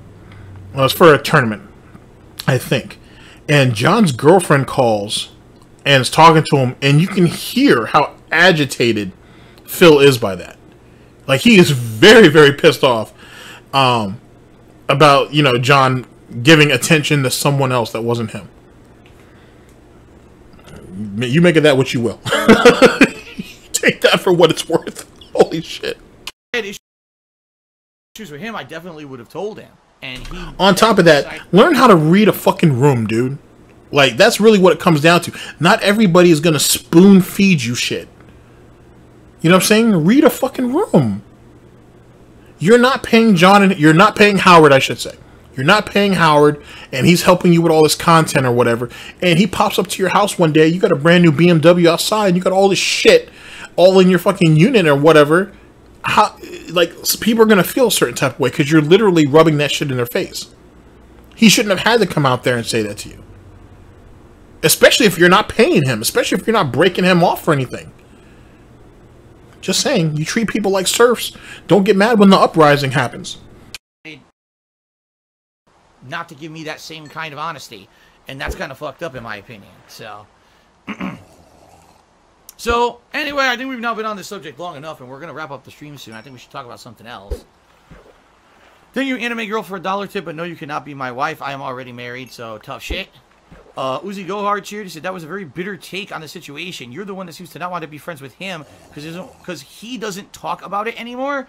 Dude, what do you not understand? What do you not understand? I wanted to be his friend. I continuously talked with the guy after I moved. He was the one who behind the scenes decided he didn't want to be a part of my life and be in my content anymore and never told me, was never upfront and honest with me about any of it. Then after not talking to me for months, goes in a video and lies and says that I didn't talk to him, which is bullshit. He literally ignored me for months on end just because I was texting him instead of calling him, which makes no fucking sense. What's the difference between a text and a phone call? There is none. What the shit? Okay, so anyway, Uzi Gohard, it sounds to me like you're a fan of John and you just don't want to listen to reason. Like, I don't know how much more of an honest, matter-of-fact presentation I could tell you about the situation. You know, I would have wanted to be his friend. Now, keep in mind, these text messages are drunk text messages. They're in the middle of the fucking night. Howard and John both got them. They both saw it for what it was. They would rather he sober up. So, in actuality, if it wasn't Phil reaching out to them to be like, hey, when we're going to do content, it's literally DSP drunk off his ass, reaching out to them saying, why won't you talk to me? What happened? I thought we were in love. Please talk to me. Me. That's essentially what you have going here. That's essentially what you have going here. And this is about another man. This isn't about a woman. You know what I'm saying? This is about another dude. And like I said, if that's what he's into, cool. He needs to come out with it then. To be honest. Because you're wasting Catherine's time. Just like you were wasting Panda's time. And I think Panda was just smart enough to realize it. So, yet again, you're bringing this on yourself. And then yet again, you don't think having a conversation, if there's this much animosity, right? Don't you think a phone call is a bit more personable? You know what I'm saying? It's a bit more intimate, Phil, since that's apparently what you're looking for. Don't you think that's a bit more hands-on, if you will, than a text? Because a lot of things can get misconstrued behind a text. Behind an email, behind a tweet, whatever. There's a lot of stuff that can be misconstrued. And see, that's what DSP wants. DSP wants that filter. He wants that barrier, if you will. You know what I'm saying? Because when he sits there and he calls John, John's going to pick up on some of the nuances that are being expressed in his voice. Agitation, as well as many other things. Is he being overly aggressive? Is he being under-aggressive? Is he lying to me? Whatever the case may be. These are things that any person, I think, who socializes with other people would be able to pick up on. And DSP clearly is someone who's very impulsive. If he hears something he don't want, he can't hide it. And DSP, I think, realizes that. And he doesn't want to get exposed. And yet again, if he can get everything by text message, there's a paper trail. He has something he can read off later and deflect the blame. And DSP is good for that. DSP is good for that. At this point, he had already shown a history of reading out people's text messages. He already showed a history of throwing people under the bus about their medical conditions with Panda. He has a history of putting himself in a position to take advantage of the dead, which is what he did with T. Carter and Scott and anybody else that he thinks he can profit off of. There's a reason why he wanted it in text form and not have a conversation. I'm just saying. Here's the truth of the matter. This is the outright truth of the matter of today is this, okay? And remember what DSP said earlier. Oh, I'm the public persona. I'm the one with the platform. I'm the one that's easy to get a hold of. If you look at it in the context of what I'm saying, DSP is the one who can literally... He's the one who's holding high ground. Because if people, yet again, give him pressure or put pressure on him about, hey, why aren't you doing content with John or whatever, he can read out that text message and then that shit just flies out there. DSP automatically portrays himself as the victim, and it's John that's the bad guy. It's Howard that's the bad guy. It's so on and so forth. You know what I'm saying? He can control the narrative is what I'm trying to say. Because he has the platform to do it. And that's yet again what he wanted. And he didn't get what he wanted. So even while he's begging these people to come back into his life, he's also looking at a way of trying to fuck them over at the same time. Something to think about.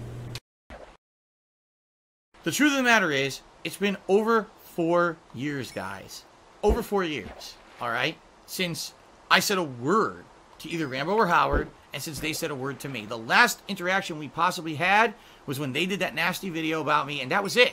That was the burned bridge. That was them telling me, we really don't want anything to do with you. Even though they with their very fake faces in the video, say, oh, we would like to still have a connection. Now, right there with the fake faces part, like I said, that could have been, you know, a metaphor and whatnot. Like I said, I don't remember. I never saw the original. I don't know if there was ever an actual video to go with the audio of the John Howard response. It doesn't even matter, because just off of this alone, off of what he just said, it confirms that he saw it when it came out. He was well aware of it before he had the damn thing struck down. And he's showing you all of the agitation that came along with him watching that, and gave him even more probable cause to take it down, which this kind of accompanies the video that we had before. I said a word to either Rambo or Howard, and since they said a word to me. The last interaction we possibly had was when they did that nasty video about me, and that was it. That was the burned bridge. That was them telling me, we really don't want anything to do with you. Even though they with their very fake faces in the video, say, oh, we would like to still have a connection with Phil. The phone lines are open. The phone lines have been open. I've been texting you for 6 fucking months and you never responded. So it's not that all of a sudden magically the phone lines are open. It's that you didn't respond to me. It's basically facetious. It's them saying one thing and meaning another. They want to look like the positive guys who never had anything wrong. Okay? They do. They want to look like they were always in the right and they did nothing wrong and I was the villain. Because that gives them the way out. That gives them the way to say, we're out of this relationship. We don't want people pestering us about Phil anymore. We don't want to be in his content anymore. And if we do this one end-all be-all video that basically makes Phil look like shit, at his expense, by the way, because we don't care how this negatively affects him positively or positively or negatively or publicly, because we just want to get out. And that's essentially what it was. They didn't give a fuck about how it would negatively affect me. They just said, we'll just do this so we can help ourselves and screw over Phil. And that's exactly what happened. For everyone talk shit about me, everyone hated me, people quit watching me and stuff because they just wanted to believe what those two had to say instead of actually believing my side of the stage. Now, keep in mind, in 2020, DSP tells you, oh, it wasn't that big of a deal, yada, yada, yada. No. You got to go. If you go back, you can probably find it through forum posts. Some of that might have been archived, may have not. Definitely check Kiwi Farms and whatnot. They probably, I don't know if he had a Kiwi Farms thread at that time, but I'm sure people reminisce about it in his original thread. That shit did damage, like real damage, like irreparable damage, like that. He never recovered. He never recovered. Like, you know what I'm saying? That really put DSP out there in the front. It was bad enough that he was an asshole. It was bad enough that he was shit at games and he would blame everybody else under the sun for it. These are things that he was known for. But then he was known for being a shitty person in real life too. And it was already assumed that. But now you're not only a shitty person in real life, but you're a shitty friend too. And it was all about the almighty dollar, and you never gave a shit about friendship. It was all about getting over. You know what I'm saying? So, which goes back to something that I harp about as the situation with T. Carter. He didn't give a fuck about T. Carter. T. Carter was a stepping stone. And he's on record for saying, DSP is, that if T. Carter had lived, that DSP would have probably been one of the top Super Turbo players. Well, T. Carter's better than you, so how would that have happened? But whatever, semantics. The point being is that T. Carter served the purpose. And once his purpose ended, basically he died. Oh, put him in a video, tell him how much I cared about him and shit, profit off that video, and then move right the fuck along. And that's all the worth that T. Carter essentially had. Even though Phil will tell you, oh, he's the one who got me into competitive gaming, and he makes it sound like, oh, I wanted to be successful in the FGC for not just for myself, but for T. He kind of makes it sound like that, but it was never about T. He like any type of parasite, he siphoned what nutrients he could get out of T until T passed away. And then kept it pushing. It's what he is. talk about for the longest time because I was so hurt by what they had done that I didn't even want to really talk about it anymore. You know, but the truth of the matter is, it's bullshit. It was the whole thing, the way it was done was set up to make me look bad. I don't appreciate it. And after 4 years, if any of them had a shred of decency in them, where they actually felt like, oh shit, maybe this was kind of a messed up thing to do the way we did it. Maybe we should have just contacted Phil. They would have contacted me by now. They didn't. So after 4 years, no, I don't have any desire to freaking talk to them or be their friends again. Why would I? It's been 4 fucking years. We could be totally different people. I can tell you right now, I'm a completely different person now than when I moved out of Washington. You know what I mean? Like, I have matured up. I have grown up. I've changed the content I put out. I'm not the same kind of person. You know, I'm married now. My life is much better. I'm in a much better place. I'm a much better person than I was 4.5 years ago when I left Connecticut. Actually, I take it back. 5.5 years ago. Holy shit. I left Connecticut in the mid-2014. It's been 5.5 years. My life is completely different. You know, everything about me is different. So, you know. Here, I need to cut in for a second. So, like I said, I'm kind of simultaneously kind of looking over at the Nick Rekieta, stream. This is after the verdict of Johnny Depp. And they have a guest on his panels, 5 of them. I think her name is Megan Fox. I think that's her name. It's Megan Fox. She has a great smile. I gotta say, she has really nice teeth, and when she has a great smile, like she comes across as a very, very happy person. I gotta tell you, like I said, it's definitely kind of like the Joker smile, like from the comic books, like that large smile and shit. But not the shitty movie. Well, not shitty movie. I mean that one, not the Phoenix movie. The other guy before him. That movie was kind of shitty. But she has this like really full smile and shit. She has a very, very nice smile. I like the confidence that she has behind it too. Anyway, sorry. I just thought I'd point that out. They've moved on with their lives as well. And why are you going to go back for something that's we've been apart now for fucking 4 or 5 years? To them, they probably never give me a thought. Seriously, they probably moved on. They've got, you know, families, kids, etc. They probably never give me a thought. To them, I was just a blip on the radar in their life, and now I'm a part of their past that they wrote off, and they could just move on. For me, every day I still think about the awesome times I had with those guys, and how sad it is that, you know, that fell apart, and they chose to have it fall apart. Because I have an online persona, every day people still talk about it. You know what I mean? Like, those guys don't get bothered by that shit anymore. They don't have online personas where they're constantly talking with people. I'm the one who has to live down all the repercussions of their actions to do with it what they did and handle it the way that they did.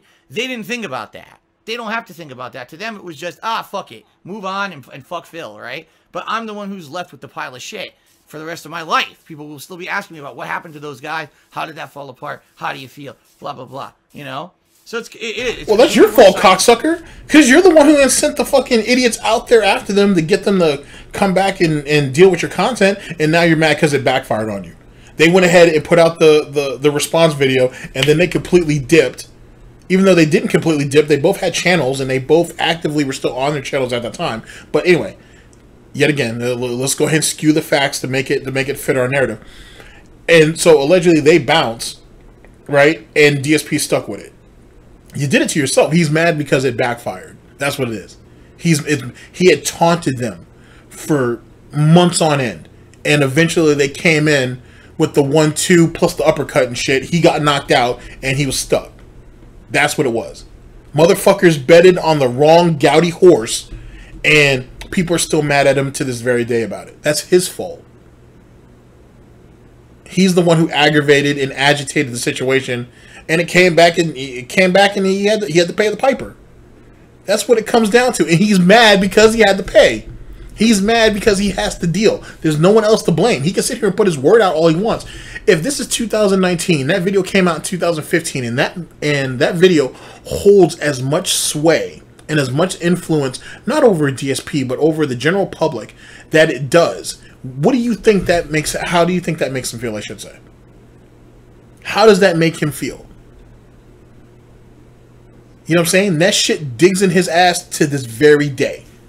And he thinks that if he goes ahead and does the response video, it's going to dispel it and make it go away. And it's not. It's going to open up Pandora's box. I guarantee you. It's gonna have. I'm gonna have so many more fucking questions and shit. If that shit is, let me tell you this right now, by the way, too. If that shit's 8 hours, boy, you could easily expect 12 to 16 hours out of me. If that's the case, that shit's gonna be ugly. I'm definitely breaking that shit up in parts. Just saying. But because if he tries to stretch that shit out for 8 hours, you're definitely, well, not 16. You're not gonna catch 16 hours out of me. You probably catch like 12 to 14. You're gonna catch a lot unless I stream it. But goddamn, even if I stream it, it's gonna be a long ass stream. Fucking A. You know what? I could. Oh, and I haven't forgotten, by the way, anybody from GTG Live. We're still doing the live stream and whatnot. Jay threw down on it. Everybody here at GTG Network Productions have. Jackal's Lair has thrown down on that. So you know, like I said, I'm still gonna do it. I have not forgotten. Holy shit. Fuck, he's gonna milk that video for everything it's worth. Cause like I said, that video is like an hour and a half. So you're telling me? I mean, shit. He stretched out the the down the rabbit hole to what? 5 hours? 4 or 5 hours at the very least, which is light. That's light work for me. But this John and Howard shit, he's gonna stretch the shit out for everything it's worth. I guarantee you, he has to. He has to inundate it with as much bullshit as possible to make people forget about what the actual narrative is, so he can insert his own narrative. That's the whole point of it in the first place. But it is what it is. Completely unfair and messed up, and that's just the situation. But I really, at this point, have zero desire to ever be friends with them again. Why? It's been 4 years. It's been 4 fucking years. If they cared, they would have reached out. I don't care anymore. I have a full life. I'm super busy with my wife. I'm super busy with my cat. I'm super busy with my streams. I'm busy with everything else going outside of that. I don't have time for other friendships outside of that right now. Maybe in the future I will. I don't right now. I could give 2 shits about, you know, what's going on with them because they don't give 2 shits about me. So why do we even dwell on this? And why do people still to this day, they're still cheering and saying, oh, be friends with them. Be friends with them. No, I don't care. Maybe I cared back then because I was so hurt. It's 4 years, guys. 4 fucking years. If you actually do the math, I now have been further away. Like, I've done more content since I moved to Washington. I've done more solo content than I ever did co-op content with John Rambo. If you actually add it up. He's missing the point, as usual. The point of them saying that he should reach out to John and Howard and make amends is for him. It's for him. Like, they're trying to tell you to be the better man, first off, and reach out to these guys and make amends. Even if you guys never be friends afterwards, fine, no problem. But at least everybody gets their grievances out. If you guys agree to disagree, so be it. But at least you did that. And it's done as what's done is done, and it gets put to rest. That's the point. That's what some of these people were really advocating for.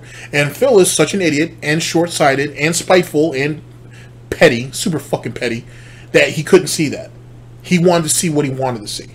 He thinks that by reaching out to John and Howard, he's taking the knee and he's admitting that he was wrong and he lost and whatever. And it was bigger than that. If you look at it from a big picture standpoint, it was bigger than that. A man understands that. A child doesn't. And that's exactly why DSP is where he's at now. That's why DSP can go ahead and boast about whatever little bullshit that he has, but John and Howard have a better quality of life because they actually have people around them, friends, loved ones, family, whatever that may be, that actually love them and care about them. They have a better quality of life, if you will, than DSP does. Just because DSP makes $100,000 a year does not make him better than anybody else. It doesn't matter. Anybody who makes over $100,000 a year is not better than you. It is all about the quality of life. And if someone has to work at a shitty job, or at least they perceive to be a shitty job to make that $100,000 a year, then is it really worth it? DSP has to beg for a living. It's all he does. He doesn't play games. He doesn't have any insight into anything. He begs. I don't give a fuck what anybody says. He begs for a living. It's all he does. It's all he knows. Does that right there produce a happy life? He's not even a happy person. So how the fuck does he have a happy life? Think about that. co-op with me in 2010. So 2010, 2011, 2012, 2013, and half of 2014. Well, I've now done 4.5 years of solo content here, and have obviously moved on successfully. It's, you know, people got to move on at some point. You know what I mean? People got to move on. They've got to realize that that era is over. It's not coming back. It's never going to come back. You know, that was their active choice to do what they did. I'm never going to be able to change that or affect it in any other way at all. It's always going to be just what it is. So either, you know, you accept it, or you keep talking about it, you keep harping on it, you keep beating the dead horse, you keep, you know. And for me, it's like, it's a closed subject. I don't see why people keep bringing it up and shit. I really don't. I don't see why people keep constantly bringing it up. When in reality, it's not super important. It's not something that I feel is effective to really even talk about anymore, because it doesn't really affect my life anymore, you know? I don't think things are magically going to fix overnight ever, you know? I don't have these weird misconceptions that one day magically everything will go back to the way it was, or, you know, it's not. It's over. It's been over for 4 fucking years. It's time to grow up and move on, you know? Bullish Rux says some people just can't move on from the past, and you're right. Richard Link says people bring it up because of this reaction. Well, you see, I feel that this was actually a nice level-headed way to deal with it. I basically spoke from the heart.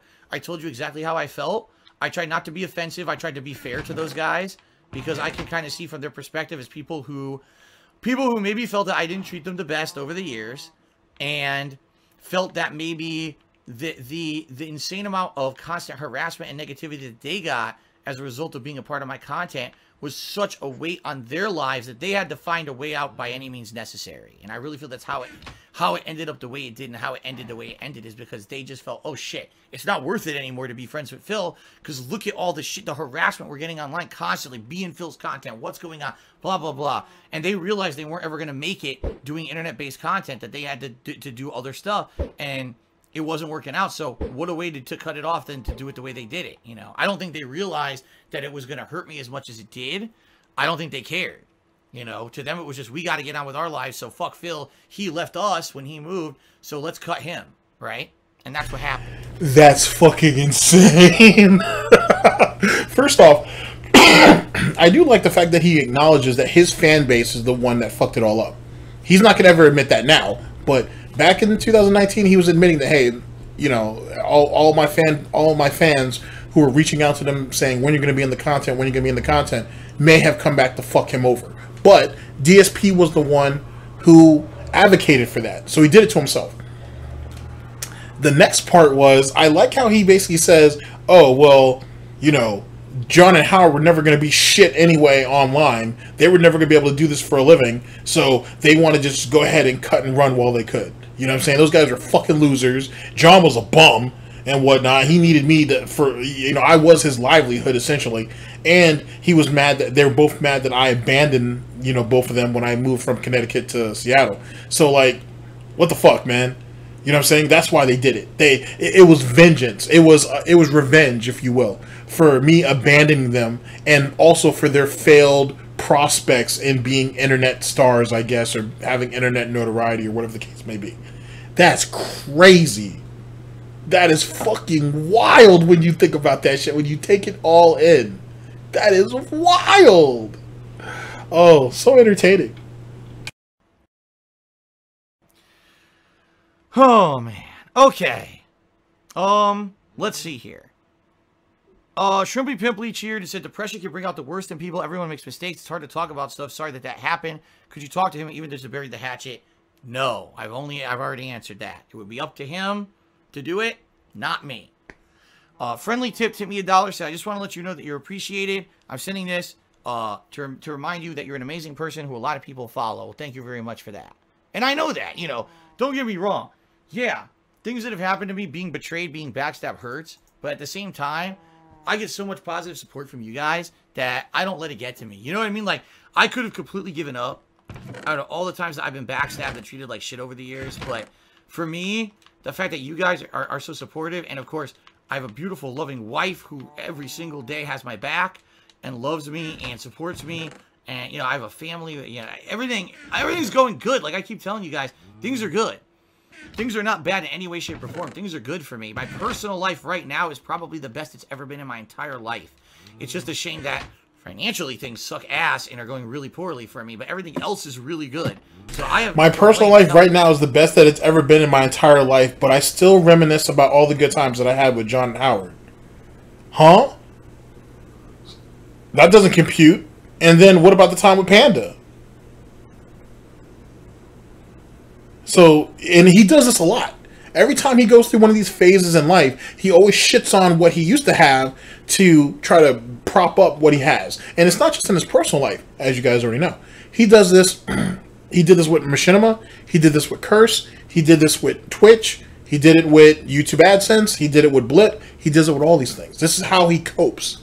This is how he mentally tries to get himself over the hump.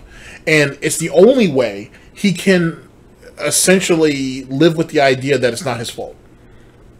It's on them. They were the ones who fucked up. They were the ones who failed me. They were the ones who put me in a bad spot. But don't worry, I got this new thing now. I'm in this new position now, and it's so much better than everything I ever had. Just imagine you hand waving years upon years, hoof waving, I should say, years upon years of your life. Every time you get to some positive milestone in air quotes, you disregard everything that got you to that point. All the experiences, all the trials and tribulations, all the good times and all the bad. You immediately push that shit off the table to make room for this. Because you can't accept your fuck-ups or your failures. Because they're not your failures or fuck-ups. They're somebody else's. That's why it's easier to push it all off the table. That's why it's easier to push those pieces off of the board, if you will. So he doesn't have to address that. He doesn't have to face that. He doesn't have to deal with that. Something to consider. Something to think about. Like I have sour grapes. Oh, my life sucks now. No, things are good for me. But I just wish that things could have gone better than the way that they did. You know what I mean? And they definitely could have gone better. Trust me. Okay. Triply Pilby cheered against it. Sorry, I'll drop it. Seems like it still sort of hurts. It's always going to hurt. That's the thing. People say, oh, in time things get better. Things don't hurt as much. That's horseshit. When you get genuinely hurt in life, it'll hurt forever. It will. It'll always hurt. It's just that it's not as sharp as it used to be. You know what I mean? Like, every day I think about that, I still feel like I was completely betrayed and hurt by those guys. Like, the eternal fucking victim. The eternal fucking victim. Oh my Christ. Oh my Christ. You know what that reminds me of? This reminds me of big ups to Agent Proper, Declan Reed, and I think that was Dante's. Was that Dante's Crisis? I think we were having a conversation. Pretty sure it's on Agent Proper's channel actually, where we were talking about Phil and some of his bullshit and whatnot, and it kind of reminds me of a lot of what he's doing now. Reminds me of that shit. It really do. It in that DSP will never be strong enough to come to terms with who he is or what he is. That's the thing. He'll never be strong enough to do it. Because everything he sees about himself is bad. It's negative. It's wrong. You know what I'm saying? That's why he's as jealous as he is. That's why he's as envious as he is. That's why he covets. And this is, I think I said that in that if I said that in that podcast. If not, I know I've said it in some of these broadcasts. DSP is someone who covets. He covets what he sees every day. And what does he see every day?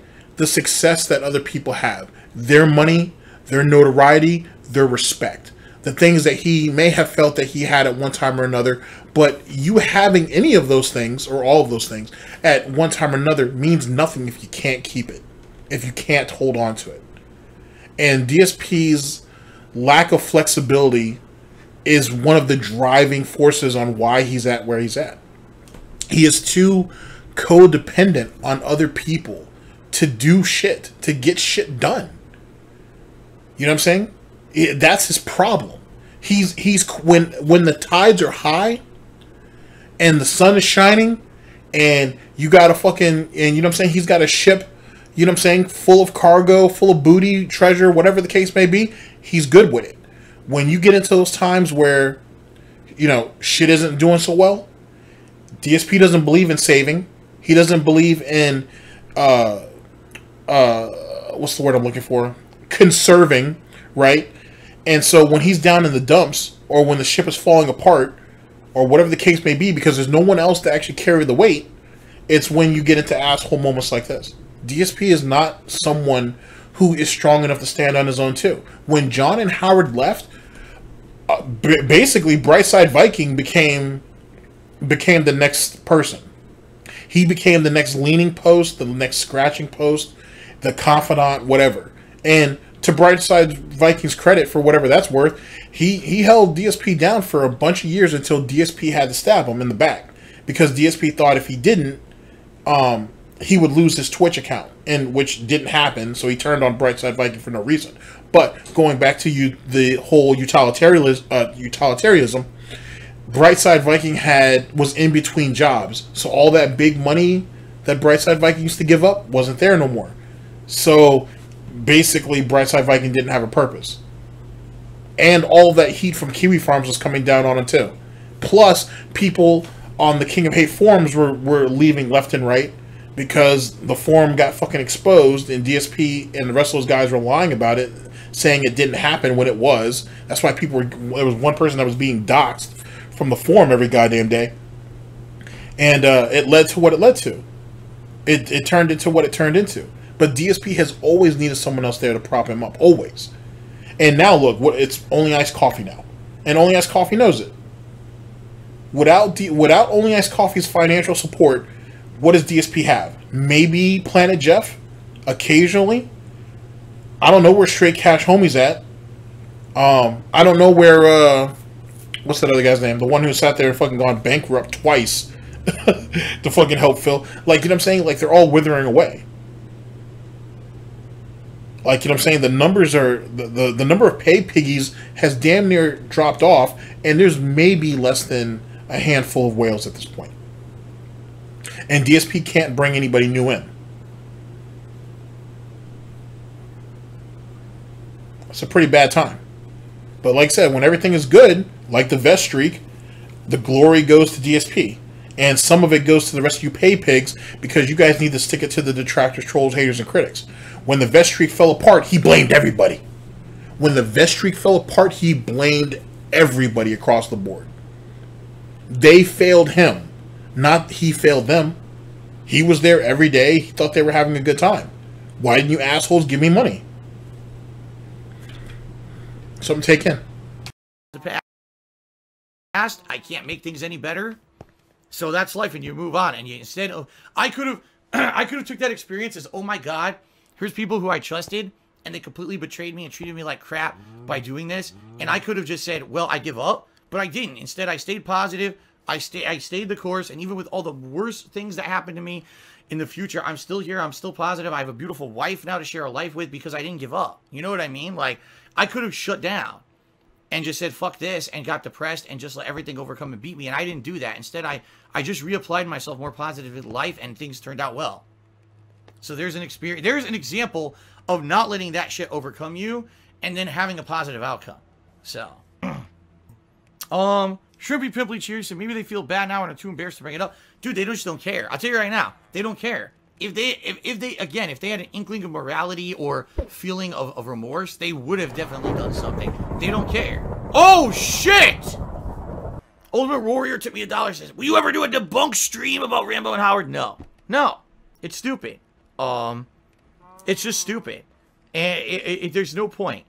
I've talked about it over the years. Every once in a while, I'll give you my take. I'll give you, you know, what I think. I'm not going to sit there and do a fucking debunk stream. There's no point. It's dead. I told you, I've now made more content after anything I've ever done with them. I've made 5 solid years of content here in Washington State by myself. Their stuff is so far in the past, most people who watch me today don't even know about that shit. So what's the point of doing a fucking debunk stream 5 years later? That would be the dumbest, pettiest, stupidest thing I could ever do. Oh, I agree, Phil. I agree. You doing this reaction stream is the dumbest thing that you're ever going to fucking do. And whatnot. Because, keep in mind, a react stream for him is a debunk stream. Because he feels he has so much he can add to it. And he wants to set the record straight. And it's the dumbest fucking... I hope this shit blows up in his motherfucking face. I'm going to have a fucking field day with that. As a bunch of people will. So holy shit! Yet again, this should come out hopefully the day before the event. So if you guys get a chance, please go and watch the John and Howard response. There's a bunch of different places you can go to. Outsider is the first person that comes to mind. Big ups to the Outsider. Please go out there, check it out, watch it yourself. Play it in the background while you're doing something, because there's not anything on screen. It's just the blank screen. And take it all in. So when he actually does his fucking event, you can see that shit fall the fuck apart, as it should. So there you go on that. Alright guys, give me a second, and I will square this up, and then we'll play you out and shit. God damn it. Oh, I don't have any of my SnortBucks stuff on hand. Shit. I'm unprepared. Okay, here. Let me play this and whatnot. I'll see you guys in a second.